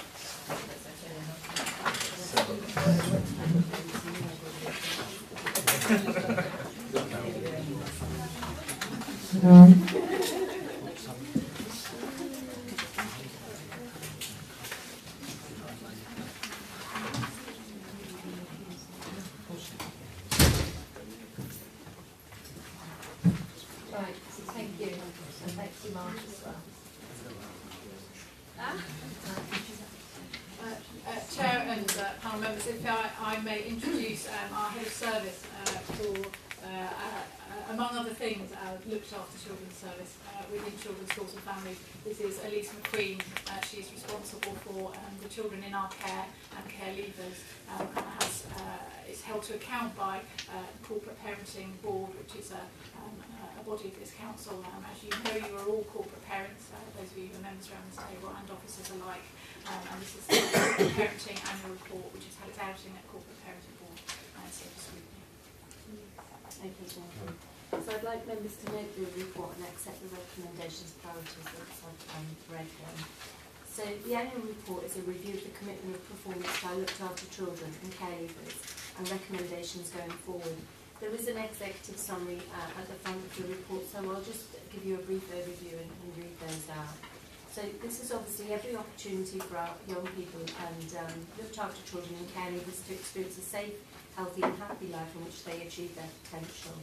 We want them to develop into independent, self-confident adults and enjoy their place in society. And in order to do this, we need to understand what we're doing well, what the areas of challenge are, and the actions that we need to make to address the challenges. So in terms of the present activity and performance, and this is from 2017 to 2018, so I have to remind myself not to slip into the present, and this is the summary. So we continue to have a high population of looked after children. This is a high proportion of adolescent young people. The report sets out that whilst a high number of these are unaccompanied asylum-seeking young people, factors such as housing and antisocial behaviour also impacting on the number of adolescents in our care. There's been a decrease in the number of new admissions into care. However, the age profile of children looked after in Merton differs from the national picture, with Merton caring for a large number of older looked after children, 16 and over. Merton has seen a decrease in the percentage of children in the black and white ethnic categories, and an increase in the mixed heritage and any other ethnic background group, which is related to US population changing. Children being accommodated due to disability has decreased, while there's been a small increase in children being accommodated due to parental disability or illness. And I think this is good because what this demonstrates is that we're really working well with parents who are keeping their children with disabilities with them in the family, so they're receiving more support and they're able to manage better. We've seen an increase in the number and proportion of looked after children on a care order, 30 children, 44%, in line with the national trend, and a decrease in the proportion of accommodated children, young people under Section 20 agreements. And again, this is children who come in and they come into voluntary care as young children. And what that suggests is that the numbers have reduced because we've had more focused work and more focused intervention, working with our adolescents and young people that they remain in the family home. The Family Drug and Alcohol Court, which Rachel's referred to, has now been commissioned, obviously at the time, and we've just heard the impact of that. And it was launched on the 2nd of January 2018 with a comprehensive package of support for parents and children with substance misuse to make the changes necessary for their children to remain in their care. There's been an increase in staying put arrangements, 13 young people remaining with their current foster carer. And this is something that we've been working on, trying to encourage young people to remain with their foster carer for longer, and it's about changing the cultures across London because everybody's been focusing on staying put at this time, and now it's become part of normal practice. So it is about how we support foster carers to deal with young people as they become adults, because it's different having a child in your care where you can have responsibility, and then when a care leaver becomes 18, they have more choices and more responsibility. So the impact of that is it brings up lots of issues for the young person and for the carer, and the young person, like our own children, think that then when they're 18 they're ready for independence and the big wide world, and actually that's the very time we need to support them, because the transition to adult and the difference in service is quite enormous. There's been a rise in agency foster carers compared to the previous year, relating to the number of older teenagers being accommodated and the recruitment drive to address the changing needs of looked after children population. And I think within this report, if I recall correctly, it did go up in 2017, but 2018 at the beginning it dropped by 2%. Placement stability continues to improve, and at the time of the report we're currently 1% under the national figure, and has prioritised placement stability in the coming year. It will always be a priority for ourselves. The majority, 94% of children and young people 14 to 18 years felt safe in their homes all and most of the time, compared to the Children's World Survey, which found 75% of children 8 to 13 in the general population felt totally safe. Adoption performance continues to be a strength in terms of clear planning and management oversight of cases, and again Rachel said about where we'll be in the future. And the Children and Adolescent Mental Health team is embedded in the service and offers an excellent service to children, young people, carers and practitioners. And good progress has been made to ensure the voice of the child in care is heard, with the Bright Spots consultation taking place to inform the looked after children. In actual fact, it's fair to say that we commissioned them during this year period, but some of the results from that and the recommendations have informed our strategies going forward. The priorities that we have for the coming year, we obviously have lots of priorities, but these are the four main ones, because we have our looked after children strategy. But at this point, improve the number of children experience placement stability, and the impact is greater service oversight and focus on matching long-term for those children who remain in care. Early identification of placements likely to disrupt. So it's not about when a placement disrupts and you all come around the child, it's anticipating what a child's needs might be and the support that we can put in place, and partnership working to stabilise placements, because the impact of a placement stability, that has an impact on the child's education, on their emotional well-being. So it's the threads filter out to good practice. The second one is improve the take-up of strengths and difficulty questionnaire. We looked after children and young people. And whilst this doesn't seem important, because in terms of the impact of increased number of children with SDQs taking place, they're only really good and effective if we use the information that they give us. And one of the things is that will in terms of the emotional well-being is children's mental health and the trauma that they experience coming into care. And again, it helps us identify the services around children. Improve outcomes for young children who are not in education, employment or training. I think this is an area then, and I can't help slipping into now, that really remains a high priority for our children. We want to improve outcomes for young people who are needs. We want to increase the number of young people engaging in education and employment. We want improved corporate aspirations across service areas and to maximise the resources and opportunities for our young children. And the final one is improved preparation for independence for care leavers. Now, the reason that this is one of our priorities is in terms of there's an exit out of care at the moment where there's a reliance on semi-independent accommodation, and one of the impacts is we want to reduce the reliance on semi-independent accommodation, and we want to provide greater pathways for our children. Greater pathways of leaving care means that we need to prepare them for these different pathways rather than one exit. We need to prepare them for a number of exits to increase their choices. So the main emphasis on that one is care leavers will have access to a housing pathway that will meet their needs. So that's a kind of a really important one for us. Yes, thank you. Can I say thank you very much? I found it extremely interesting to read, and it's a lot of really good work is going on. I'm sure members have got quite a few questions for you. So if I can start, Dennis. Yes, thank you. There are, I agree. I think this area of what we do as a council is exceptional. We should be very proud of it. But there are three things I'd like to bullet point 2. We have a slightly higher age group than other boroughs of youngsters taken into care, and I'd like you to comment on that. The next bullet point is the Stay Put initiative. Now, it was said when this was first introduced in this panel, I can't remember when it was, but it wasn't that long ago. Sorry? Yeah, that if youngsters stayed put, we'd have to get more foster carers to take on the ones coming forward that need it. I wonder how that's being sort of dealt with and how successful that's been. Well, when Steve Langley came here and we were talking about the council earmarking properties, he gave us the figure that what put aside for care leavers. But the only thing he did say was all of them were taken up within the first 3 months, and that was a year's worth taken up early. So what are we doing about finding it for others? Okay, so in terms of your first point that there's been a decrease in the number of new admissions, and that is generally down to our US proportion young children that are coming in. And what happens is that we're on a rota system. So of the boroughs that are on that rota system, we take our turn, whether we're a smaller borough or a larger borough. The other thing as well is at the moment is that US children tend to be homed in London or Greater London as opposed to Greater England, so that's where the national figures would be. But I think that in terms of our children coming into care, our figures have been consistent year on year of around 161. They're slightly higher at the moment.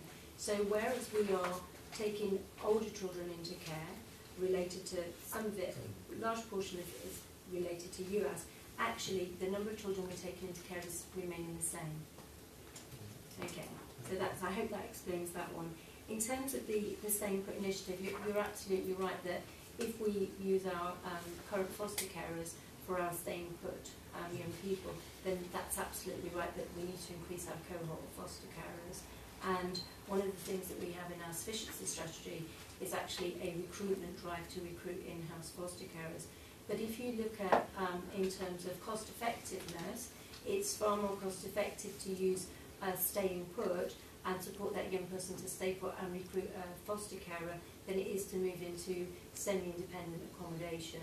Because what happens there is that within semi-independent accommodation, in terms of nationally and throughout London, there's a huge housing shortage. That means that that our young people and young people across London can be taken advantage of because semi-independent providers can charge what they like. So actually it's more cost effective to have a recruitment drive, and it's better for our children to stay with foster carers, and actually it's better for Merton to increase the number of foster carers that we have. Does that sufficiently answer? Yes. Okay.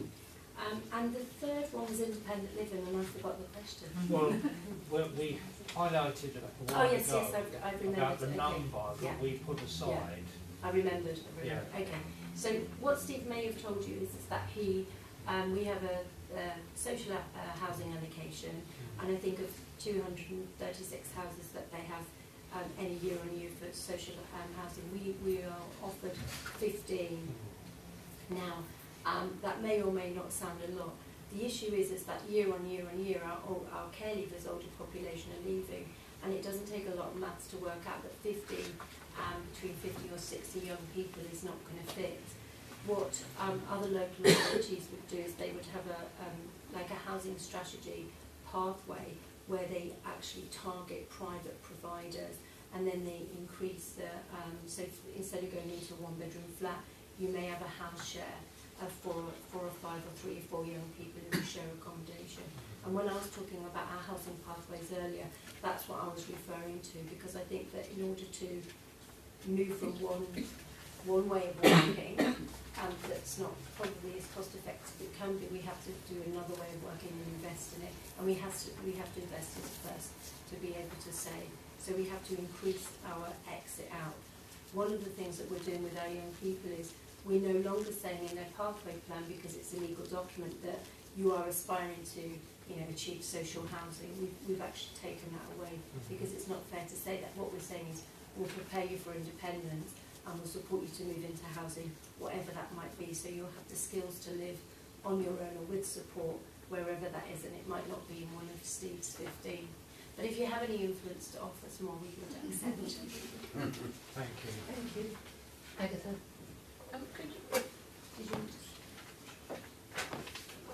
Thank you very much for your report. Could you give us a bit of information about adoption and how it's going, and how many young people we've had adopted or need adopted? Do you mean with the current figures? Current now? figures and how it's going at the moment. I know things aren't too bad, but So do you want that on or off? Of our current cohort, and Paul will step in, it's been a long day. I think I was just reading the figures recently. So we of our current children, we only have 2 children now that we would like to place for adoption, that we would need to, that needs to be adopted through the report process and things like that. We can't place them yet. So of all the adopters that we've assessed and approved, they've been matched, not necessarily matched with children in-house, they've been matched with other children across the country. And all of our children have been in-house. We just had 2 children recently that we found difficult to place, and they've now been placed. So in terms of figures, I think I'm currently... So we think that this year will be, we're predicting 9 in terms of children being adopted. We've averaged something around 11 to 9. The national picture of the number of adoptions being granted by courts and placement orders, which allow us to place children for adoption, is going down. So the good news for the borough at this point is that all the children who we need to find adopted placement for, we've found adopted placements for, or we place them, and they are waiting for their adoption orders. So that's a really good position to be at the end of the year. I'm just going to refer back, sorry, I'm going to answer a previous question, only because it relates back to the issues around the budget and the implications for the budget. We are doing a lot of work around foster carers, and are trying to identify people locally who can look after Merton's children. And that's partially because we want our children placed locally, so they can stay in the schools, and they can stay near their families, and they can stay near their friends. But we're also doing that because actually we can achieve that saves money. And you'll have seen I'm sure as you've walked in the building, the campaign has been kind of there consistently for quite some time, and that's because if we can achieve this, if we can get the number of foster carers that we require locally, it will save us money in all sorts of ways. So I know there's been a lot of support from members and from colleagues for this campaign and from the corporate centre. We anticipate that we will need about, over the course of the next 2 years, if we can find 20 to 25 carers, we will be in a very strong position in terms of being able to keep our children locally, but also saving the council money, which is why it figures as a bit of a strong target for us both as a directorate and as a division, but also corporately. So just to sort of flag that up again, because it looks like why are we kind of going on about fostering, it's because it has a profound impact, not just on outcomes, but also on potentially on the budget. Can I just come back? I mean, there's a display downstairs, but what about elsewhere? There's no point in just being downstairs. I think at one time it was on one of the bus boards or something. That was, whereas people saw it and people say, but if it's downstairs, nobody's seeing it anywhere else. Absolutely. There's no point. So I'll just say a bit about what works in terms of the campaigns. One of the things that actually doesn't really bring in people to foster is simply campaigns where we're telling people the time. So this is intended to be kind of the backdrop for the other things that we're doing. So we're working very closely with faith communities. So we've done a lot of work with the faith community to try and attract in foster carers. We're working very closely in terms of trying to bring in people who can offer independent living within their own homes or supported lodgings of some kind. And this year, compared with last year, we've been very successful. So we have 15 foster carers who we think we will approve by the end of the financial year, compared with 9 last year, and 3 sets of independent supported lodgings for young people. So the campaign isn't simply reliant upon letting people know. It's also really dependent upon getting out there, meeting people, getting out to community groups, and sort of encouraging people to think about this as a real kind of option or possibility for them and their families. And as I say, I think next year we want to accelerate that sort of activity, as well as the sort of backdrop to campaigns, which is about letting people know. That is letting people know when you're getting out there, but just signposting. Yeah. It's not good enough. Can I just add a tiny bit to the end of that, just to say, I do know my figures, but I was just focusing on the children. I focus very heavily on the children who need, the placements. And in terms, we won't hold it against you. Especially in front of my ID. I think the thing is, in terms of adoption, because you asked about where we are and where we're going, I think there was kind of a bit of a national trend, especially in the southeast, when we were moving towards the regionalised adoption agencies, that what all the boroughs were reporting is that there was a slowing down of recruiting adopters. And one of the reasons for that is because of the process of the timeliness that it takes to approve adopters, and concern from the workers themselves for adopters that they may midway go over to what we call short in terms of the RAR. What we've been satisfied with now, and we have the confidence, is that those cases where there is a worker who may go over to the RAR, that will stay with them, and also where workers may not go over to the RAR, there's a good plan in place to manage those cases. So taking that forward, then it's giving people a bit more enthusiasm to drive it and to recruit. And I know that our next meeting, I think it's the next week, within the next 2 weeks, we've had within our consortium, we've had 35 expressions of interest for adoption. Thank you. Does anyone else?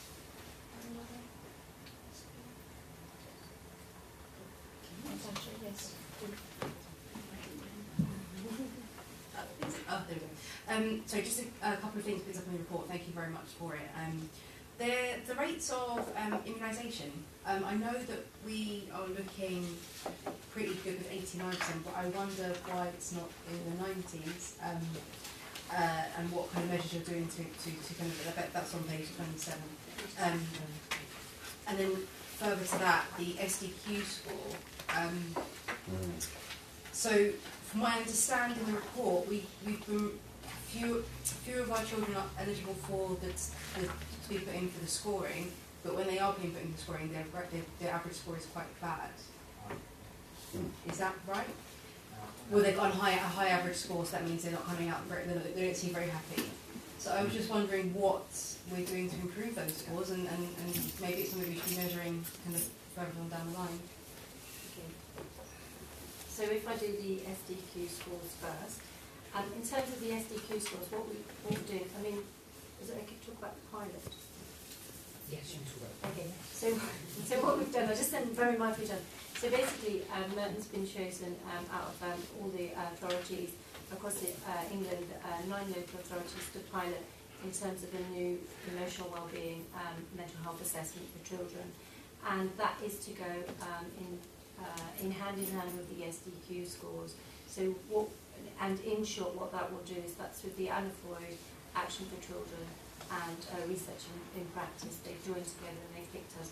What that will do is that will help us to assess children's emotional well-being on a much greater scale and a much wider scale, quicker and more efficiently, and that ties in with the SDQ. So what I've been doing very, very recently with CAMS is we've been reviewing every single child's SDQ score. One of the reasons, just to say sometimes why they appear high, is because a number of people are involved in scoring children, and some high scores in some areas might not be so concerning, and other low scores in other areas could be concerning. So you have to kind of put the scores together and do an analysis. So we're looking at a greater detail of that. So that is a big priority for us at the moment. And the pilot's good, sorry. Should I just add to that, the CAMS team is a team of psychologists, therapists, and recently we've added in child psychotherapists, because some of the children we're working with actually do need some longer term therapy as opposed to needing just kind of short-term therapies. And the CAMS team also supports all of our carers to work with children, including bringing in a new programme around helping carers manage the emotional trauma that children have suffered in their childhood. So from our point of view, it's not just good enough to say, you know, what the scores are. There's a lot of work that we're doing to support the emotional well-being of children who are looked after through our CAMS team, and upskilling our foster carers and our carers who are looking after those children. In terms of the immunisations, I mean, next year what I'll do is I'll include a breakdown of what that 11% is. But we have, I looked after children goes up to the age of population, up to the age of 18, sorry. And invariably we have young people who refuse to have their immunisations. And if we have unaccompanied asylum seeking children, then we have to work out what immunisations they had or haven't had or may need to have.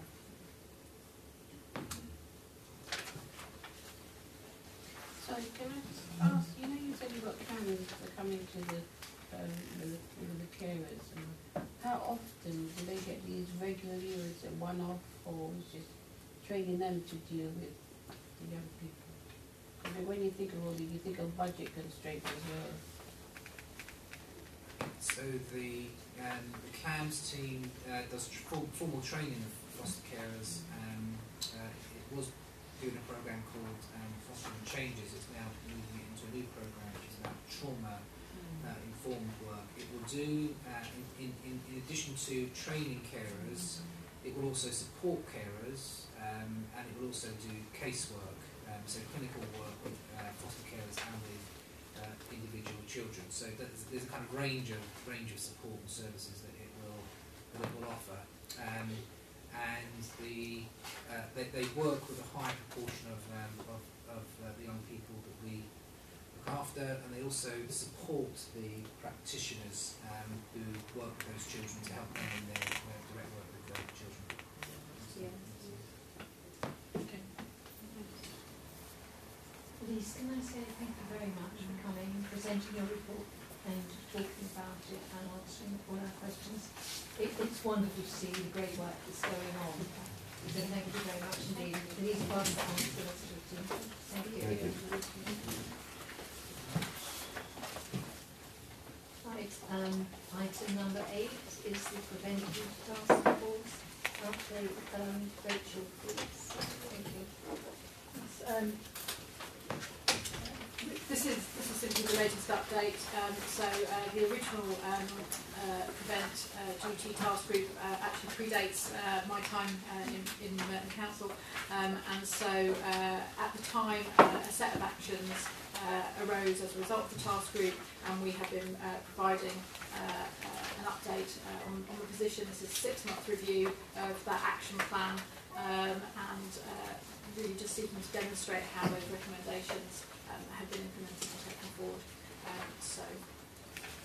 Opening to questions, really. Are there any questions at all from anyone? I was disappointed really in what's happened to the recommendations so far, and even going through all of them, it looks as though after 7 months post-task group, there are 7 recommendations and only one of them is complete, and the information that's given on some of them doesn't seem to me as though it answers the issue or speaks to the issue that the task group identified into those recommendations. So what's the process for coming back to us, when the work's continuing obviously, but in terms of making sure that each of those recommendations is acted upon? Helen, we can ask for a 6-monthly update if you want that to. Yes, but so I have concerns about about what's happened in each of those recommendations. So if we don't kind of accept what's happened so far, for example, in recommendation 1, I don't think that the status answers the points that the task group made in their recommendation. So rather than just that being ticked off, can it be revisited and brought back?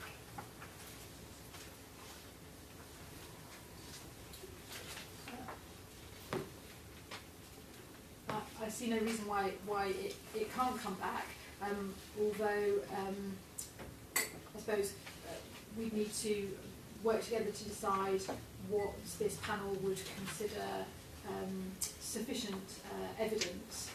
So the requirement is to be sure that other organisations are comfortable dealing with safeguarding referrals, and the way that we work to ensure that those other organisations are comfortable dealing with safeguarding referrals is through the Safeguarding Board's training programme. So that's the core multi-agency training programme around safeguarding. Organisations, I suppose, will differ both in their uptake of any training and also in the turnover of staff who've received training. So in terms of what that assurance looks like, other than us confirming that we are delivering the training to other bodies, I'm not sure what that looks like as a kind of complete. That feels to me like an ongoing task.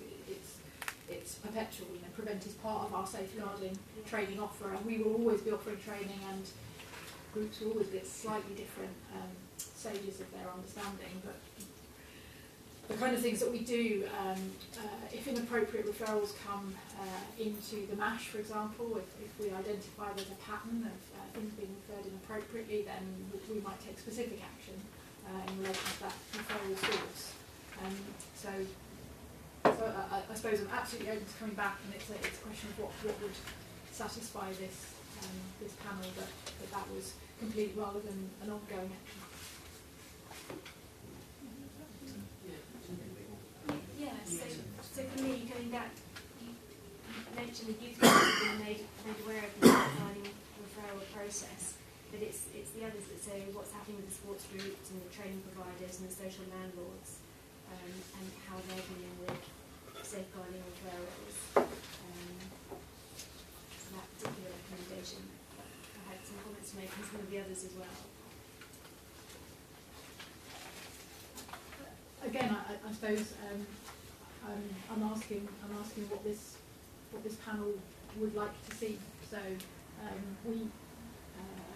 the way that we assess whether our safeguarding training has been successful is that we look at the nature of the referrals we receive, we identify where referrals are inappropriate, we don't survey these organisations to ask how comfortable they are, in a sense that our measure of their comfort is the quality of the referrals we receive, and among the referrals that we receive, only a small minority will be prevent related. So in terms of the totality of the work that comes through the front door, assessing that the job is done here, so the work is going on, the training is taking place, these organisations are part of our body being trained, and in terms of what evidence we can supply you that says that comfort is universal. Yeah. I'm not sure how to get us there. I'd like to get us there, obviously, but I'm not sure how to.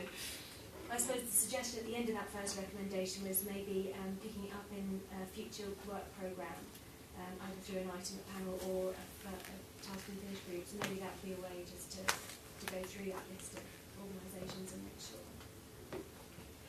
From what I understand, I mean, it is something that's never finished, because I think something like prevent, it goes forward, but it has to come back and pick up.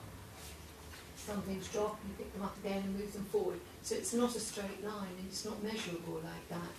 And I wonder if it's convenient, could we have, if that's what the committee feels we need, to have perhaps, I don't know, 6-monthly annual update?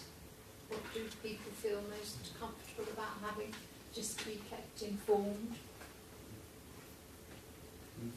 Anybody got views on it? Yes, good. What, an annual one or a 6-month one? What are people happy? I mean, there is a full agenda, so it's got to be fitted in, but just to perhaps be kept up to date how things have developed. Is that all right?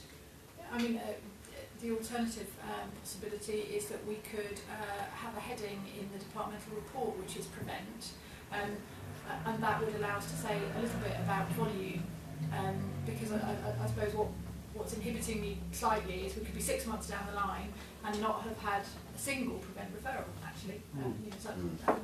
And what I'm not sure what we'll have learnt then in that period that we could update you about, but we could in the departmental update talk about, have a little paragraph about prevent, which would say something about the volume of traffic, if any, and when we reach a point where we report that we've got a flurry of activity, or something's changed, or there's new policy, or then we need to flesh that out a bit more. But I wonder whether that might actually keep us on the radar better. Yep. Is everyone happy with that? Yeah. Everybody? Yes, Yep. that's fine. So, thank you very much. Thank you. So if we can move on to Cabinet Members' priority, agenda item 9. Caroline. Thank you very much, Chair. I had a privilege of visiting Harris Wimbledon early December, and then I've realised now that also other members of the panel went as well. And I was impressed when I went, and I'm sure probably they were as well. I spoke with Jo, who came here today, and mainly asking her about how well the students have settled and staff. And she was quite pleased that things are going on well. As far as she was concerned, things were, they managed to get through the difficult times and they've settled, and the children are now learning and enjoying the space. Because of course, as you know, there's only one year group this academic year, so they have the entire building and actually enjoying the space all to themselves. Cricket Green expansion is also going according to plan, and in addition to that, there are plans for the provision of additional SEN places, both at primary and secondary school levels. So I think this area, the needs is growing, and I'm pleased that we are able to prioritize that and provide the places that are needed. And then also quickly, we have details of its unvalidated report for the school results. So for the primary school, the national results, Merton is ranked 8th for progress in reading, that's the primary school, for progress in reading, and 23rd for progress in writing, and 6th for progress in mathematics. And in the secondary school, Merton is ranked 8th nationally for progress score 8 and 27th for attainment score, attainment 8 score.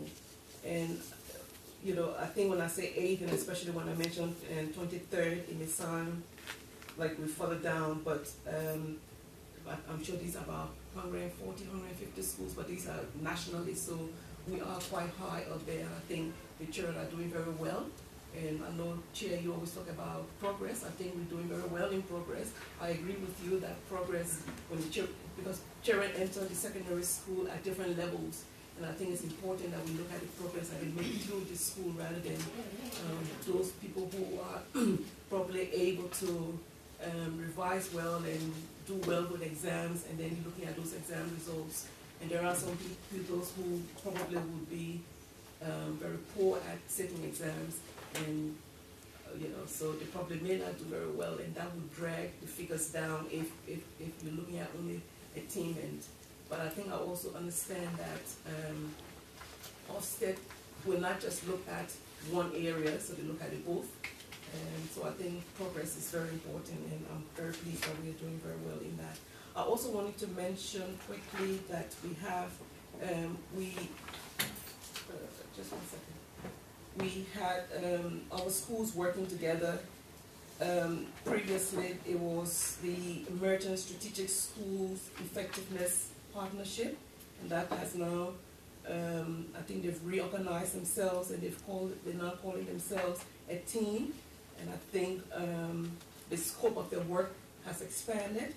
It will include training of teachers, recruitment and retention, looking at teachers' workload, and all like that. And I'm hoping that maybe Jane will pick up on that later and tell us more about what this group is doing. But I think it's a fantastic way of teachers and all the different schools working together, where they will be able to share good practice and support each other in schools. And I think most of our schools are already part of this organization, so I think that's quite good. And that's it for me. Thank you, Caroline. Has anyone got any questions for Caroline? Heather. Okay, so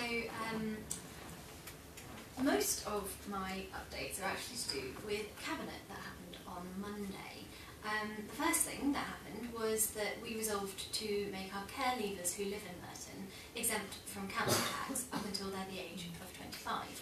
As we heard earlier from Elise in her corporate parenting report, we already support these children in how to manage their money, how to find appropriate housing and all that sort of thing. But as the Children's Society campaigned, they often do not receive a fair start into independence. And these are the children who would not necessarily benefit from the existing exemptions or wouldn't qualify because of cases of their circumstances of housing, etc., etc. So it's a really nice way for us to be able to plug that gap for those very vulnerable children. And as a corporate parent, we want to make sure that these young people have the same support and stability as any parent would want for their child. So I'm very proud to be able to offer that to these people in Merton. Secondly, Cabinet was a little bit special because we had our first report and recommendations from the Youth Parliament Scrutiny panel, and I know some members here helped out during Local Democracy Week by supporting the Youth Parliament to scrutinise Safer Merton and our representatives from the police. And so they carried out their own consultation and their analysis and brought that to scrutiny, to the Young People Scrutiny. And then that went to the Overview Scrutiny Commission, and then it came to Cabinet. And that full circle is actually quite special in Merton. And you know, I think it's quite important. Firstly, in itself, young people were able to look at a matter that really they cared about a lot. They were looking at safety in Merton and how it affects them. And I think it's incredibly important for us on this panel in Cabinet to understand just what their perspectives are. And then secondly, you know, as a process, I think it's incredibly important because I'd like to see more of those scrutiny panels happening. I think it's a brilliant way to get young residents' voices heard in all forms across the council. So I hope those recommendations that came through as part of that scrutiny won't be the last we see. And I would like to thank those who helped them. And yeah, I hope that we hear more from them, as I'm sure we will. And then as a third, we actually, sort of more as a way of a public services announcement, we have Ofsted in our frontline service at the moment for a focused visit, which is not the same as the visits that they've done previous. And I think Rachel might pick up on that in the departmental report. So watch this space. Thank you. Thank you very much, Kelly. Has anyone any questions for Kelly? Thank you. So if we go to agenda item 10, which is the departmental update, please. Thank you. Okay. So this departmental update, as you know, just gives a short update on a number of items that you're interested in, and I'd be happy to take any questions you have on the items in there. I want to update you on 3 in particular. The first is picked up at 2.3, that's about Merton Safeguarding Children Board and its transition to the new Safeguarding Partnership. The new partnership agreement went to the Safeguarding Board earlier this week. And that has been approved for referral to the governing body of the 3 statutory partners. So this is this council, the police and the CCG with the 3 statutory partners. And when our own governance mechanisms agree that partnership agreement, we'll be able to implement that and start operating. We're still on target to begin the partnership arrangements subject to those agreements in April of this year, and don't have to have done so until September, so we're well ahead of the game there. The next item to pick up with you is contextual safeguarding at 2.14, because we, at the point of submitting this report, we were saying that we had our bid assessed, did a conference call on Friday the 21st of December, and that we would be notified whether we were successful or not in the second week in January, and I'm pleased to tell you that we have been successful, and we will be going forward as part of the scale-up process with a particular role here in London. And then the final one, as Councillor Braund has already alluded to, we said in 2.15 that there were any one of 3 possible inspections that might fall in the first quarter of this calendar year. And what we have is a 2-day focused visit. Ofsted are very keen to tell us that this is not in fact an inspection, it's a visit, which is a very different kettle of fish. I can tell you that my staff would say it feels a lot like an inspection to us. But there are 2 inspectors with us, one of whom knows us from the previous inspection, came in 2017.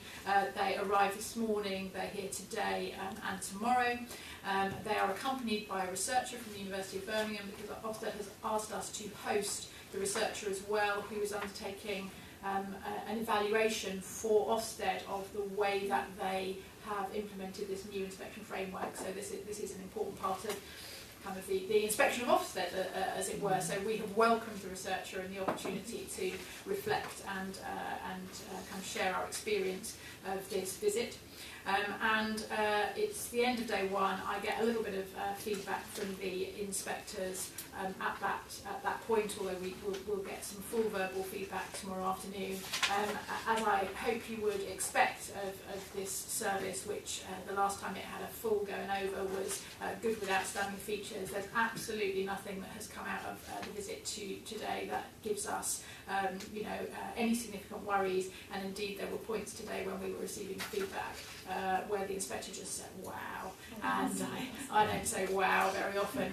She did also say these are not the kind of words that you see in an Ofsted report, and you won't see them in the report, so we're cherishing them in that verbal feedback. But you will get, or we will get, a letter which is a kind of narrative verdict, as it were. There isn't because it's not an inspection, there isn't a judgment, but there will be a letter which gives a narrative of what they've seen over the 2 days, and we expect that to be with us by the middle of February probably. So that's the picture. Thank you, Rachel. Does anyone have any questions? I can only say wow. But don't let them fool you, that's what I'm saying. True. Yeah. Sorry. It's okay. On 2.4, I know the chapter member touched on primary school performance tables. We seem to be doing very well in reading and mathematics, however there seems to be a variance with us being 23rd nationally for writing. Do we know why that is, and what are we doing to improve it so it's more in line with the other two?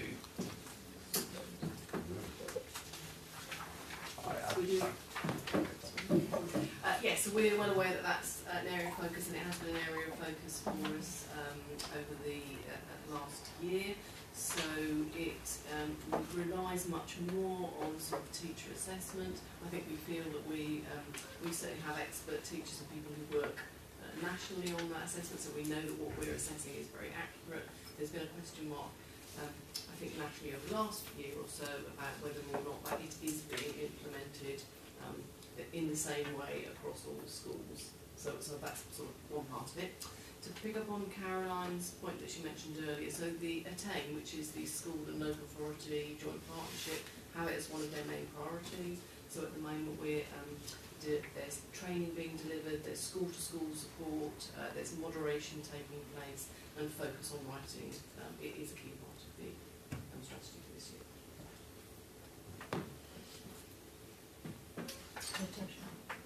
Can I just ask, is Harris part of that?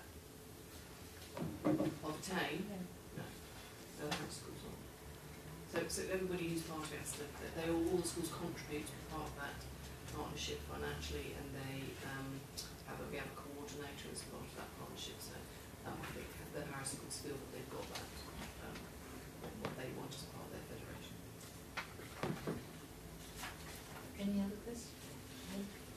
I just wanted to comment on the local skills training funding. That was a really good news in 2.10, those section 106 funds. Is that a one-off thing, or obviously it was a bid for a pot of money, but that was a very positive thing.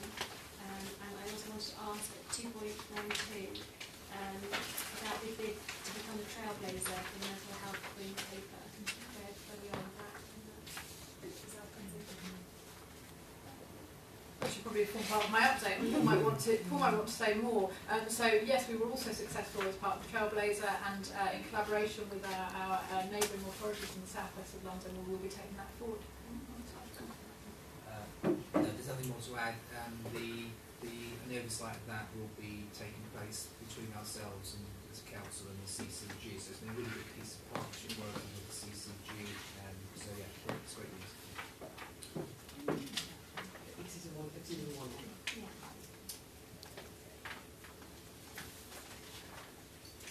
Thank you very much. And we can move on to the performance report, please. Agenda item 11, which is page 25.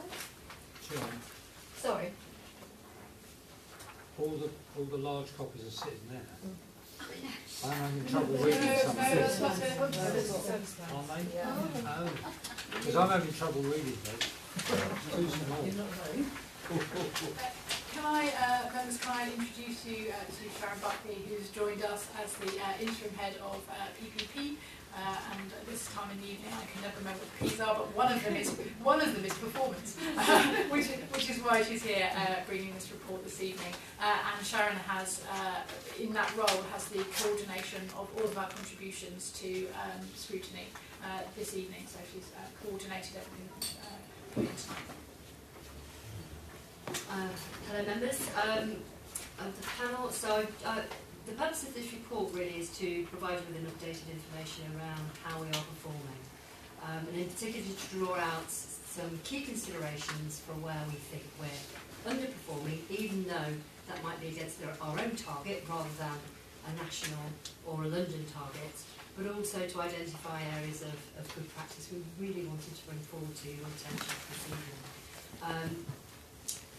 evening.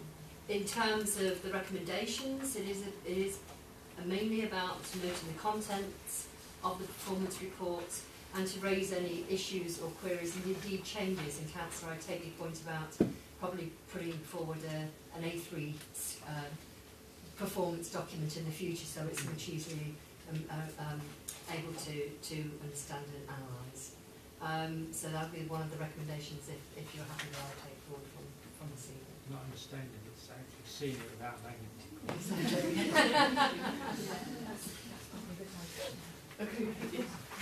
So in terms of the details of the report, I'm just going to pick up a couple of areas that I think might be useful for you to note. I know that we reported in at the last scrutiny that the common and shared assessments, the current indicators are not captured within Mosaic, and there's a revised approach for which new performance measurements can be established. We have actually established that now, and going forward for the next iteration, you'll be able to see the current numbers of assessments that are coming through in the common and shared assessment programme. We're still working on 6 and 8 in terms of making sure that those reporting formats are easily available and understandable and accurate for members.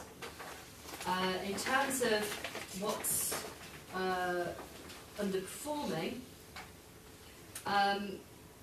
one of the areas that we aren't underperforming in is the percentage of assessments authorised within the statutory 45 days. And whilst we're keeping a solid 80%, which is well within the London and national average, it is below our 93% for assessments. So that's a target, a stretching target that we've set ourselves, and quite rightly so. And we are working very, very intently to make sure that we bring those figures back up to speed. I think I would like to then pick up on an area where we are performing exceptionally well, and this links back to the work that Elise was talking about earlier on this evening. And she really gave a focus around the importance of stability in our placements. And I think it's absolutely an imperative for panel members to see just how well services are doing within this area. So we're currently reporting 2%, reporting only 2% of our children experience a level of disruption of 3 places or more within 12 months, as opposed to 12% around the national average. So I think just to give recognition for the work that the services are doing within that arena is very useful. I'm happy to take any questions about this report and the performance indicators within it. And so could I open it up to questions, if that's okay, Chair? Yes, certainly. Has anyone any questions for Sharon? Shall Hayley and I say something first as the performance monitoring leads? Because we might be sharing this thing. It was yesterday. Yeah, it was yesterday. Hayley and dragged Sharon away from her Ofsted preparations and sort of been through with that. And it was a really enlightening conversation on some of the ongoing challenges, and you were honest about some of the challenges you're still facing, but it looks like the data is going to get much better in the next month or so. So we didn't have any huge concerns coming out of things other than what you had already identified. We had questions about the ones that we wanted to be added, why there wasn't still data, and you've given us explanations for those. You did kindly offer to try and fill them in for tonight, and we said no, worry about Ofsted. Next month is absolutely fine. But I can say from my point of view, it was all, it's progressing. Don't Hayley want to add anything? No, nothing to add. That's so nicely. Anybody? Agatha. Thank you. Did you say that number 2, that it's going to be different next time round? Percentage of civil assessment authorised in the 45 days. Because it's green sorry, it's red at the moment. Was it the one you said it's going to be different in the next round? Which one was that one? Councillor. Yeah, sorry, Councillor. The number 1, we've now got data on the common and shared assessments, which we didn't have before. But to pick up on the point about assessments, and I'm sure Paul will be able to step in here as well, is that we constantly look at the way in which we can improve the way in which we deliver our work. And even though we are within the boundaries of the national average and London average, that's not, as far as we're concerned, we want the best for our children. And as a consequence, we will always look for the ways in which we can constantly improve. So I don't know if you want to add anything to that, Paul. The only thing I'd add is we were able to consistently achieve above 90% when we had performance information, because obviously the performance information is what we use to drive our performance. So I think Sharon has done a tremendous amount of work to get us to a position where we're now much closer to having accurate information about our performance. There is no way at this point in the year, when we're still hovering around 82%, that we will hit 90%. It's just not going to happen, even if we completed every assessment in time between now and the end of the financial year.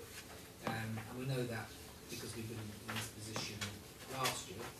So the key thing, though, is with that flow of information, which is now coming out on a monthly basis, as senior managers, we're better able to go in and intervene where the performance is falling below the standards that we've set for ourselves. So I think we'll be in a stronger position, really starting in effect from now in that particular area. So grateful for Sharon kind of being here and sort of helping us to resolve that issue. I look forward to seeing it green. You know how I feel about things like that. And my issue is, I don't really care about other areas. It's Merton I care about. So when you're comparing with, nationally, it doesn't cut it with me. It's Merton that I'm concerned about. So, thank you. Anybody else? Sharon, thank you very much. Thank you.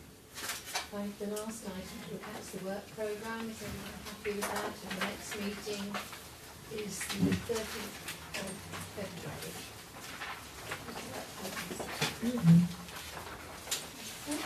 Thank you very much everyone for your contributions and have a safe journey home.